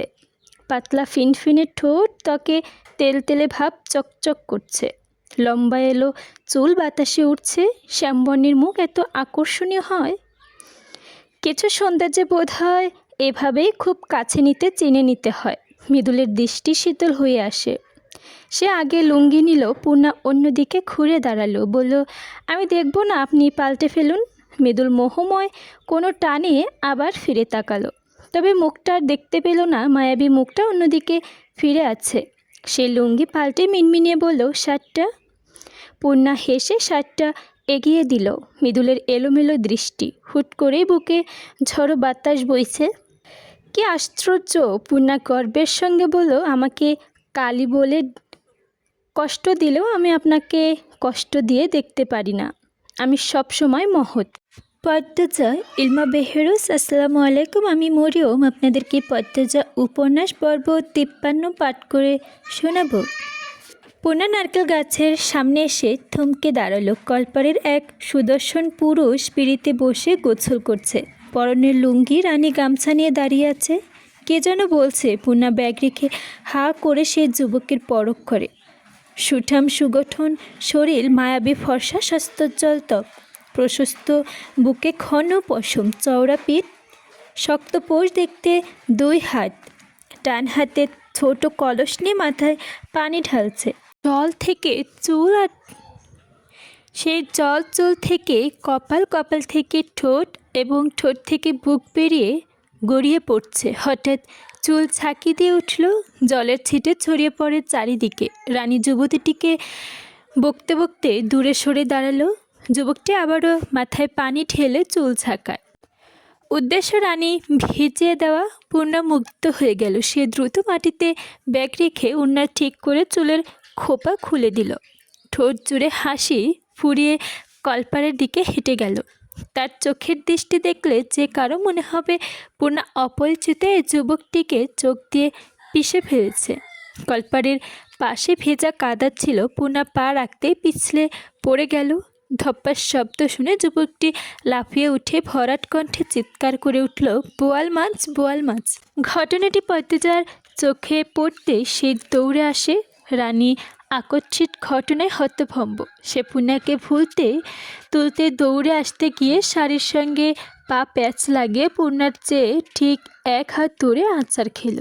এ যেন ধপ্পাস করে পড়ার প্রতিযোগিতা শুরু হয়েছে। যুবকটি হাসবে নাকি সাহায্য করবে বুঝে উঠতে পারছে না। সেকেন্ড 2 ভেবে মন স্থির করল, হাসা ঠিক হবে না, সাহায্য করা উচিত। কলপাড় থেকে এক পা নামতেই পদ্মজা চলে এসে পূর্ণাকে তোলার চেষ্টা করল। যুবকটি রানীকে সাহায্য করে উঠার জন্য পদ্মজা উৎকণ্ঠা নিয়ে পূর্ণাকে প্রশ্ন করল, খুব ব্যথা পেয়েছিস? পূর্ণা মুখ ঢেকে রেখে রেশমি ঘন চুলে আর চোখে একবার যুবকটিকে দেখে মিনমিনিয়ে বলল, না। ফারিনা ছুটে এসে বলল, এটা কেমন হলো? এ সেরি আমনে আইলো কেন? এ সেরি কোন হানে দুঃখ পাইছ? পূর্ণা নরম কণ্ঠে বলল, ব্যথা পাইনি। পাওনি মানে কি? সোজা হয়ে দাঁড়াতে পারছো না? পদ্মজা, ওকে নিয়ে যাও। কাদা মেখে কি অবস্থা, বলল আমির। পদ্মজা তার আমিরকে দেখে রানী প্রচণ্ড অবাক হয়েছে। খুশিতে তার কাঁদতে ইচ্ছা হচ্ছে। আমিরের পা ছুঁয়ে সালাম করে বলল, দা ভাই তুমি আইসো? পদ্মজা এতদিনে আমার আর মনে পড়েছে? পদ্মজা মৃদু হেসে বলল, তোমাদের সবাইকেই মনে পড়ে আপা। আমরা পরেও অনেক গল্প করব। পূর্ণাকে নিয়ে এখন ভেতরে যাই। পদ্মজা আর ফারিনা পূর্ণাকে ধরে এক অন্দরমহলে নিয়ে যায়। পিছু পিছু রানীও গেল। যুবকটি আমিরের সামনে এসে দাঁড়ালো, হেসে বলল, আসসালামু আলাইকুম আমির ভাই, চিনতে পারছেন? আমির যুবকটিকে চেনার চেষ্টা করলো, বলল, মৃদুল না? জি ভাই। আমিরের হাসি চওড়া হলো। মৃদুলের সঙ্গে করমর্দন করে বলল, সে ছোটোবেলায় দেখেছি, কত বড় হয়ে গেছিস, চেনাই যাচ্ছে না। আমার ঠিক আপনারে মনে আছে। মৃদুলের বাহুতে আলতো করে থাপ্পড় দিয়ে আমির বলল, ছোট থেকেই তো তুমি কত বলতি, এখন আপনি বলছিস কেন? মৃদুল এক হাতে ঘাড় ম্যাসেজ করে হাসলো, এরপর বলল, 16-17 বছর পার, দেখা হইতেছে না তো। তো কি হয়েছে তুমি বলো, সম্বোধন করি। গোসল করছিলে নাকি? জি, কাপড় পাল্টে আয়, অনেক আলাপ হবে। আচ্ছা ভাই। নারকেল গাছের পাশটি ব্যাগ পড়ে থাকতে দেখে এগিয়ে গিয়ে সেটা অন্দরমহলের দিকে নিয়ে গেল আমি। বৈঠকখানায় বসে আছে পদ্মজা। পূর্ণার কোমরে পায়ে গরম সরিষার তেল মালিশ করে দিয়ে বিশ্রাম নিতে বলছে। হুমকি দিয়ে এসেছে, ঘর থেকে বের হলে একটা মারও মাটিতে পড়বে না। পূর্ণার মুখ দেখে মনে হচ্ছে আর বের হওয়ার সাহস করবে না। বেশ জোরেই পড়েছে। পা, কোমর লাল হয়ে গেছে। এই বাড়িটা মৃত পায়। আগে তাও মানুষ আছে বলে মনে হতো, এখন মনে হয় না এ বাড়িতে কেউ থাকে। নির্জীব, স্তব্ধ। রান্নাঘর থেকে বেশ কিছুক্ষণ পর টুংটুং শব্দ আসছে। ফারিনা ও আমিনা তাড়াহুড়ো করে রান্না করছে। আমির বের হয়েছে, বাড়িতে মাত্রই এলো। আর কিসের কাজে বেরিয়ে পড়লো। স্তব্ধতা ভেঙে একটা ছোট্ট বাচ্চা দৌড়ে এসে পদ্মজার কাছে। বাচ্চাটার কোমরে গলায় তাবিজ, তাবিজের সঙ্গে ঝনঝন শব্দে জাতীয় কিছু গলায় ঝোলানো। পদ্মজা বাচ্চাটিকে কোলে তুলে নিল। রানী বৈঠকখানায় এসে বাচ্চাটিকে বলল, আলো আম্মা, এদিকে আয়, তোর গায়ে ময়লা, পদ্মমামনির কাপড়ে লাগবো। পদ্মজা আলোর গাল টেনে বলল, কিচ্ছু হবে না, থাকুক। আলোর গালে চুমু দিল পদ্মজা। আলোর বয়স 2 বছর। রানীর মেয়ে হয়েছে শুনেছিল পদ্মজা, কিন্তু দেখতে আসতে পারেনি। এবারই প্রথম দেখা। পদ্মজা বলল, আলো ভাগ্যবতী হবে, দেখতে বাপের মতো হয়েছে। বাপের মতো হয়েছে কথাটি শুনে রানীর মুখ কালো হয়ে যায়। তার প্রথম বাচ্চা মারা যাওয়ার 1 বছরের মাথায় সমাজের নিন্দা থেকে বাঁচতে খলিল হাওলদার রানীর জন্য পাত্র খুঁজতে থাকলেন। কিন্তু কেউই রানীকে বিয়ে করতে চায়নি। সবাই জেনে গিয়েছিল রানী অবৈধ সন্তান জন্ম দিয়েছে। বাচ্চাটিও মারা গেছে। কোনো পরিবারে রানীকে ঘরের বউ করতে চাইছিল না। এদিকে বিয়ে দিতে না পেরে সমাজের তোপে আরও বেশি পড়তে হচ্ছিল। খলিল হাওলদার পিতা হয়ে রানীকে ফাঁস লাগিয়ে মারতে চেয়েছিল। তখন মজিদ হাওলদার মদনকে ধরে আনলেন। মদন মগার বাবা মা নিয়েই 2 ভাই এই বাড়িতে ছোট থেকে আসছে। এ বাড়ির সেবায় কাজে নিযুক্ত। বাধ্য হয়ে মদনের সঙ্গে বাড়ির মেয়ের বিয়ে দেওয়া হয়। মদন কামলা থেকে ঘরজামাই হয়। রানী মন থেকে মদনকে আজও মানতে পারেনি, কখনোই পারবে না। ঘৃণা হয় তার। মাঝে মাঝে আলোকে তার সহ্য হয় না। আলোর মুখটা দেখলেই মনে হয় এই মেয়েটা মদনের মেয়ে, কামলার মেয়ে। আলোর আধো আধো স্বরে বলল, নান্না নান্না। পদ্মজা আদুরে কণ্ঠে বলল, নানুর কাছে যাবে? আলো পদ্মজার কোল থেকে নামতে চাইলে পদ্মজা নামিয়ে দিল। আলো দৌড়ে গেল রান্নাঘরে। রানী বলল, আম্মার জন্য এই পাগল এই সেরি সারা বেলা আমার লগে ল্যাপটায় থাকে, তুমি নাকি আলোকে মারধর করো। রানী চমকালো, প্রশ্ন করলো, কেলা কইছে? শুনেছি আলো একটা নিষ্পাপ পবিত্র ফুল, ওর কি দোষ? রানী চুপ করে রইল। পদ্মজা বলল, সব রাগ এইটুকু বাচ্চার উপর ঝাড়া ঠিক না আপা। আমার কষ্টটা বুঝবা না পদ্মজা? বুঝি, এতটা বুঝি না আমি। আলো মদন ভাইয়ার মেয়ে, এটা ঠিক, কিন্তু তোমারও মেয়ে। তোমার গর্ভে ছিল 10 মাস, তোমার রক্ত খেয়েছে। আমি কি আমার শরীরে ভালোবাসি না? বাসি, মাঝে মাঝে খুব রাগ হয় জানো পদ্মজা। আব্দুল ভাইয়ের কথা মনে হইলে আমার সব অসহ্য লাগে। একলা একলা কান্দি, তখন আলো কানলে আমি ওরে 1-2টা থাপ্পড় মারি। পরে আফসোস হয়, কেন মারলাম সেরিডারে। ও তো আমারই অংশ। নিজেকে নিয়ন্ত্রণ করার চেষ্টা করো, নিয়তির উপর কারো হাত নেই। অতীত ভুলতে বলবো না, কিন্তু কিছু অতীত ভোলা যায় না, কিছু চাইলেও পরিস্থিতির সঙ্গে মানিয়ে বাঁচা যায়। নিজেকে মানিয়ে নাও, আলোর প্রতি যত্নশীল হও, মানুষের মতো মানুষ করো। একটা মেয়েকে নিয়ে সমাজের বাচ্চা যুদ্ধের মতো গোড়া থেকে খেয়াল দাও। তোমার কথা শুনলেই বাচ্চার শক্তি পায় পদ্মজা। পদ্মজা হাসল। বৈঠকখানায় আমির প্রবেশ করে, তার পেছনে দেখা যায় মৃদুলকে। ছেলেটাকে দেখে রানী হাসল। পদ্মজা দেখিয়ে বলল, এই যে এটা হয়েছে পদ্মজা, তোর ভাবি। মৃদুল পদ্মজাকে সালাম করে ঝুঁকতেই পদ্মজা বলল, না না, কোনো দরকার নেই, বসুন আপনি। মৃদুল বসল, বলল, আপনার কথাও অনেক শুনছি, আজ দেখার সৌভাগ্য হলো। আমির পদ্মজাকে বলল, ওর নাম মৃদুল, রানীর মামাতো ভাই। ছোটবেলা আমাদের বাড়িতে কয়েকদিন পর পর আসতো। যখন 8-9 বছর তখন দূরে চলে যায়, আর দেখা হয়নি। চাইলেও দেখা হতো, কেউ চায়নি তাই দেখা হয়নি। কোথায় থাকেন জানতে চাইল পদ্মজা। যেভাবে রামপুরা থাকে। রামপুরার কথা পদ্মজা শুনেছে, তার জেলা শহর এলাকায় নাম রামপুরা, সবাই চেনে। ছেলেটার চেহারা উজ্জ্বল চকচকে, হাসি খুশি। আলাপে আলাপে জানতে পারল মৃদু পদ্মজার চেয়ে 2 বছরের বড়। মেট্রিক ফেল করার পর আর পড়েনি, মিয়া বংশের ছেলে। কথাবার্তা শুদ্ধ অশুদ্ধ 2 রূপই আছে। ভীষণ রসিক মানুষও বটে। খাওয়া দাওয়া শেষ হওয়ার পর পদ্মজা দোতলায় গেল। সঙ্গে রয়েছে আমির। নূরজাহান বেশ কয়েক মাস ধরেও অসুস্থ। শরীরের জায়গায় জায়গায় ঘা, চামড়া থেকে দুর্গন্ধ বের হয়, সারাক্ষণ যন্ত্রণায় আর্তনাদ করে। নূরজাহানের ঘরে ঢুকতেই নাকে দুর্গন্ধ লাগলো। নাকে রুমাল চেপে ধরল পদ্মজা। নূরজাহানের বিছানায় ওপারে শুয়ে আছেন। সময়ের ব্যবধানে একেবারে নেতিয়ে গেছেন তিনি। বয়সটা যেন কয়েক গুণ বেড়েছে। হাড় দেখা যাচ্ছে, লজ্জাস্থান ছাড়া পুরো শরীর উন্মুক্ত। একপাশে লতিফা দাঁড়িয়ে আছে, আর মাথার কাছে বসে আছেন একজন কবিরাজ। একটা কৌটা থেকে সবুজ তরল কিছু নূরজাহানের ক্ষত স্থানগুলোতে লাগাচ্ছে। পদ্মজা নূরজাহানের বাঁ পাশে গিয়ে দাঁড়ালো। নাক থেকে রুমাল সরিয়ে নেওয়ার চেষ্টা করলো দুর্গন্ধের সঙ্গে। ডাকলো, দাদু শুনছেন? নূরজাহান ধীরে ধীরে চোখ খুলল। পদ্মজা প্রশ্ন করলো, দাদু, খুব কি কষ্ট হয়? কোথায় বেশি যন্ত্রণা? নূরজাহান শুধু তাকিয়ে রইলেন, চোখ বেয়ে জল গড়িয়ে পড়ে। পদ্মজার বুকটা হাহাকার করে উঠল। বয়স্ক মানুষটা কত কষ্ট করেছে। লতিফা বলল, দাদু কথা কইতে পারে না, খালি কান্দে। নূরজাহানের অসহায় চাহনি দেখে পদ্মজার চোখ দুটি ছলছল করে উঠল।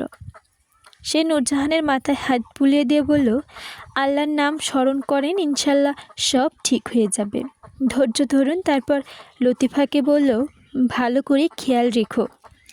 আমির বেশ অনেকক্ষণ কথা বলল নূরজাহানের সঙ্গে। নূরজাহান জবাব দিলেন না, শুধু ও আ করলেন। আমিরের 2 চোখ বেয়ে জল পড়ে। পদ্মজার ভালো লাগে না দেখতে। সে আমিরকে বুঝিয়ে শুনিয়ে বাইরে নিয়ে আসে।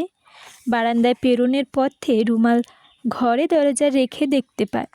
যাওয়ার সময় তো বন্ধই ছিল। পদ্মজার ঘরে ভেতর উকিদায় কেউ নেই, পালঙ্কও নেই। সে অবাক হয়ে আমিরকে প্রশ্ন করলো, রুম্পা ভাবি কোথায়? আমিরও এসে উকি দিল। শূন্য ঘর। সে অবাক স্বরে বলল, জানি না তো। পদ্মজা চিন্তায় পড়ে গেল। হেমলতা মারা যাওয়ার পর গ্রামের আর থাকেননি, শহরে ফিরে যায়। 1 মাসের মাথায় জানতে পারল সে গর্ভবতী। গর্ভাবস্থায় প্রথম 5 মাস খুব খারাপ যায়। প্রতি রাতে হেমলতাকে স্বপ্ন দেখত। 6 মাস পড়তেই ভারিমা গ্রামে নিয়ে আসেন। সে সময় পদ্মজার একজন মানুষ দরকার, কাছের মানুষদের দরকার। তাই আমির নিষেধও করেনি। তার মধ্যে আবার মোর্শেদ মারা গেলেন। পদ্মজা আরও ভেঙে পড়ে। কাছের মানুষদের সহযোগিতার বাচ্চার কথা ভেবে নিজেকে শক্ত রাখার চেষ্টা করে। তখন পদ্মজা অনেকবার চেষ্টা করেছে রুম্পার সঙ্গে দেখা করার, কিন্তু মদন আর নূরজাহানের নজরের বাইরে গিয়ে কিছুতেই সম্ভব হয়নি। এরপর কোল আলো করে একটা ফুটফুটে কন্যা। পদ্মজা তারপর চেষ্টা চালিয়ে গেল। সারাক্ষণ রুম্পাকে নজরবন্দি করে রাখার ব্যাপারটা তার খটকা বাড়িয়ে তোলে। একদিন সুযোগ পেল। সেদিন রাতে নূরজাহান, মদন, আমির, হৃদয়ন, আলমগীর সবাই যাত্রাপালা দেখতে গিয়েছিল। 2 তলায় ছিল শুধু পদ্মজা আর তার মেয়ে পরিজার ফারিনা। ফারিনার দায়িত্বে পরিজাকে রেখে রুম্পার ঘরে যায় পদ্মজা। রুম্পা তখন অচেতন হয়ে পড়েছিল নিজের প্রসব পায়খানার ওপর। পদ্মজা নাচকের আঁচল টেনে ধরে সব পরিষ্কার করে রুম্পার জ্ঞান ফেরায়। জানতে পারে 3 দিন ধরে রুম্পাকে খাবার দেওয়া হচ্ছে না। পদ্মজা খাবার নিয়ে আসে, রুম্পাকে খাইয়ে দেয়। তবে কথা বলার সুযোগ হওয়ার আগেই ফারিনার চিৎকার ভেসে আসে কানে। ফারিনার কাছে পরিজা। পদ্মজার বুক ধক করে উঠে ছুটে বেরিয়ে যায় ঘরে। ঘরে এসে ফারিনা নেই, তবে আর্তনাদ ভেসে আসছে কানে। পদ্মজার সেই আর্তনাদের সঙ্গে দুমড়ে মুচড়ে যাচ্ছে। তড়িঘড়ি করে সিঁড়ি বেয়ে নামতে গিয়ে উল্টে পড়ে, তবুও ছুটে যায়। ফারিনার কান্নার চিৎকার অনুসরণ করে অন্দরমহলের বাইরে বেরিয়ে আসে। চাঁদের আলোয় ভেসে ওঠে তার 3টে মাসের কন্যার রক্তাক্ত দেহ। ফুটফুটে কন্যা ছোট ছোট হাত পাগুলোও নিথর হয়ে পড়ে আছে। সময় থেমে যায়। মনে হতে থাকে নিশুতি রাতের প্রেতাত্মার একসঙ্গে এই স্বরে চিৎকার করে কাঁদছে। পদ্মজার মস্তিষ্ক ফাঁকা হয়ে যায়। কোন পাষাণ মানব 3 মাসের বাচ্চার গলায় ছুরি চালিয়েছে? তার কি হৃদয় নেই? পদ্মজা মেয়ের নাম ধরে ডেকে চিৎকার দিয়ে সেখানেই লুটিয়ে পড়ে। পুলিশ আসে, তদন্ত হয়। সেদিন ফারিনার দরজা খোলা রেখে ঘুমিয়ে পড়েছিলেন। হঠাৎ করে ঘুম ভেঙে যায়। তিনি হাত বাড়িয়ে বুঝতেই পারেন না তার পাশে পরিচা নেই। দ্রুত উঠে বসেন। পদ্মজা নিয়ে গেল নাকি ভাবতে ভাবতে নাতিনকে খুঁজতে থাকেন। বারান্দা থেকে বাইরে চোখ পড়তে দেখতে পেলেন একজন মোটা কালো লম্বা চুলের লোক দৌড়ে পালাচ্ছে। খালি জায়গায় কাঁথায় মোড়ানো কিছু একটা পড়ে আছে। ফারিনা ছুটে বাইরে বেরিয়ে আসেন। নাতনির রক্তাক্ত দেহ দেখে চিৎকার করেন। পুলিশ কোনো কিনারা খুঁজে পায়নি। পরের দিনগুলো বিষাক্ত হয়ে ওঠে। পদ্মজা মাঝরাতে চিৎকার করে কেঁদে উঠত। খাওয়া দাওয়া একদমই করতো না। মাঝরাতে মেয়ের কবরে ছুটে যেত। আমির পদ্মজাকে নিয়ে হাওলদার বাড়ি থেকে দূরে সরে আসে। প্রায় 1 বছর পর পদ্মজা মানসিকভাবে বিপর্যস্ত ছিল। তারপর বুকে ব্যথা নিয়ে সারা জীবন ফিরে আসে। মনে মনে প্রতিজ্ঞা করে একদিন ফিরবে অনন্দপুর। সে নিষ্ঠুর খুনিকে খুঁজে বের করে শাস্তি দেবেই। জানতে চাইবে কিসের দোষে তার 3 মাসের কন্যাকে বলি হলো। ছোট্ট শিশুটি কি ক্ষতি করেছিল? কেউ জানুক আর নাইবা জানুক, পদ্মজা জানে হাওলদার বাড়িতে আসার প্রধান উদ্দেশ্য পরিজার খুন করে বের করা। সে শতভাগ নিশ্চিত এই বাড়ির কেউ না কেউ জড়িত এই খুনের সঙ্গে। শুধু বের করার পালা। পুরনো কথা মনে হতেই পদ্মজার চোখ বেয়ে জল গড়িয়ে থাকলো। আমির জল মুছে দিয়ে বলল, বোধহয় 3 তলা রাখা হয়েছে। পদ্মজা 3 তলার সিঁড়ির দিকে তাকালো। শুনেছে 3 তলার কাজ নাকি সম্পূর্ণ হয়েছে। নতুন অনেকগুলো ঘর হয়েছে। তবে আর কথা বাড়ালো না। এখন গোসল করতে হবে। আজান পড়বে। আজ রাত থেকে সে নিশাচর হবে। 1 মুহূর্তও নষ্ট না করে সব রহস্যের জাল কাটতে হবে। এটাই তার নিজের সঙ্গে নিজের প্রতিজ্ঞতা। আমির ডাকলো, কি হলো, কি ভাবো? পদ্মজা আমিরের দিকে একবার তাকালো। চাহনি অস্থির করে বলল, কিছু না, ঘরে চলুন। কিছু তো ভাবছিলে? এতদিনের জন্য গ্রামে এসেছি। চাকরিটা থাকবে তো? থাকবে না কেন? রফিক কতটা সম্মান করে আমাকে দেখনি? আর তোমার যোগ্যতা কি কমতি আছে? যেখানে ইচ্ছা সেখানেই চাকরি হবে। পদ্মজা থমকে দাঁড়ালো। আমিরের দিকে তাকিয়ে হেসে বলল, আপনি যেখানে ইচ্ছা সেখানে চাকরি করতে দিবেন? আমির হেসে বলল, তা তো অবশ্য দেব না। পরন্ত বিকেলে শীতল বাতাসে শরীর কাটা দিচ্ছে। পদ্মজা শাল গায়ে জড়িয়ে দিয়ে পা রাখল নিচতলা ফারিনার ঘরে। ফারিনা কাঁথা সেলাই করছিলেন। পদ্মজাকে দেখে 2 পা ভাঁজ করে বসে উল্লাস করে বললেন, তুমি আইসো? পদ্মজা ঘরে ঢুকতে ঢুকতে বলল, জি আম্মা। কাঁথা সেলাই করছিলেন নাকি? আমি সাহায্য করি। না না, তুমি এসব পারবা না, সুই লাগবো হাতে। কিছু হবে না আম্মা, প্রতিদিনই সেলাই করা হয়। ফারিনা অবাক হয়ে জানতে চাইল, তুমি কাঁথা সেলাও? পদ্মজা বলল, ওই একটু। ক্যারে, আমার থাকতে তুমি সেলাও ক্যারে? তোমার সতাম্মায় তো নকশি কাঁথা সেলায়। হ্যাঁ, থাকতে তোমার সেলাই করা লাগে ক্যারে? ফারিনা পদ্মজার হাতে 1 হাত সুই টেনে নিয়ে বলল, আম্মা মারা যাওয়ার পর 2 বছর আমি কেমন অবস্থায় ছিলাম জানেনই তো। সে অবস্থায় আমার পক্ষে আমার পরিবারের জন্য কিছু করা সম্ভব ছিল না। তখন উনি পর হয়েও সৎমা হয়েও নিজের ঘাড়ের সব দায়িত্ব তুলে নিলেন, কিন্তু যতটুকু করতেন ততটুকুতে পরিবার চলতে গিয়ে হিমশিম খেত। তাই আমিও চেষ্টা করেছি একটু একটু নকশি কাঁথার পরিমাণটা বাড়ানো যায়। পদ্মজা ফুলের পাপড়ির মতো ফোলায় ফোলায় দুটি ঠোঁট হাসি ফুটে উঠল। সেই হাসিতে পরম সুন্দরীর মুখমণ্ডল যেন আলোকিত হয়ে উঠল অল্প আভায়। ফারিনা অবাক হয়ে সেই হাসি দেখল। মন দিয়ে কাঁথায় ফুল তুলছে পদ্মজা। দাঁত দিয়ে সুতো কেটে ফারিনার দিকে তাকালো। পদ্মজার নিখুঁত নাক, নিখুঁত চোখ পদ্মজার এক দৃষ্টে তাকিয়ে আছেন। পদ্মজা ডাকলো, আম্মা। ফারিনা সদ্বিক ফিরতে প্রশ্ন করলেন, তুমি নাকি শহরে কাম করো? পদ্মজা হাসল। করা হয়। প্রেমা পান্ত দুজনেই পড়াশোনা করে। লেখাপড়ার খরচ কত? আর পুনা তো পড়ালেখার চেয়ে বেশি খরচ করে। ফেলে শাড়ি অলংকার কিনতে হয়। আম্মা নেই, বাধা দিতে কষ্ট হয়, তাই উনি নিজের সব সঞ্চয় উজাড় করে দেন আমার 3 ভাই বোনকে। টাকা তো থাকে না, তাই চাকরি নিতে হলো। 2 বোনের বিয়ে দিতে হবে না? আমার তো ফরজ কাজ বাকি, তার জন্য টাকা জমাতে হচ্ছে। আর ওনার নকশি কাঁথার সঙ্গে সঙ্গে বেতন কিছুটা অংশ মিলিয়ে পাঠিয়ে দেই। বেশ ভালোই আছে। উনি আছেন বলে আমার মাথার উপরে চাপটা কমেছে। বাসন্তী অনেক ভালো। আমি হ্যার চেয়ে 4 বছরের বড়। মেলা সম্মান করে আমারে। আচ্ছা, আমির তোমারে বাড়ি কাম করতে দিছে? এই প্রশ্নে পদ্মজা কপাল চাপড়ে বলল, আর বলবেন না আম্মা, কি যে যুদ্ধ করতে হয়েছে। শেষমেশ রাজি হয়েছে, কিন্তু ওনার অফিসে নাকি চাকরি করতে হবে। ওনার অফিসে চাকরি নিলে উনি আমাকে কোনো কাজ করতে দিতেন, টাকা ঠিকই মাস শেষে হাতে গুঁজে দিতেন। ঘুরে ফিরে স্বামীর টাকায় বাপের বাড়ি খায় কাটাটা আত্মসম্মানে সঙ্গে লেগে যেত। এ নিয়ে 3 দিন আমাদের ঝগড়া ছিল, আলাদা থেকেছি, কেউ কারোর সঙ্গে কথা বলিনি। ফারিনা বেশ আগ্রহ পাচ্ছে। উৎকুশ হয়ে জানতে চাইলেন, এরপরে কি হলো? কাম করতে দিচ্ছে কেমনি? এরপর 3 দিন পর এসে বলল, চাকরি পেয়েছে একটা। 6 ঘন্টা কাজ, হিসেবে রক্ষকের পদ, বেতন ভালো। জানেন আম্মা, আমি ভীষণ অবাক হয়েছি। এত কম সময়ে চাকরি, আবার বেতনের তুলনায় বেশি। এরপর জানতে পারি ওনার পরিচিত একজন অফিসে চাকরি বন্দোবস্ত করেছেন। উনি চান না আমি বেশি সময় বাহিরে থাকি। এবার জেদ ধরেও বসেছিলাম। এভাবে সব ঠিক হয় ইনশাআল্লাহ আম্মা। পুনার বিয়েটা ধুমধাম হয়ে যাবে। প্রেমার তো দেরি আছে, অনেক পড়বেও। ফারিনা পদ্মজার মাথায় হাত বুলিয়ে বললেন, আল্লাহ 1000 বছর বাঁচায় রাখুক। আম্মা, রুম্পা ভাবি কি 3 তলায়?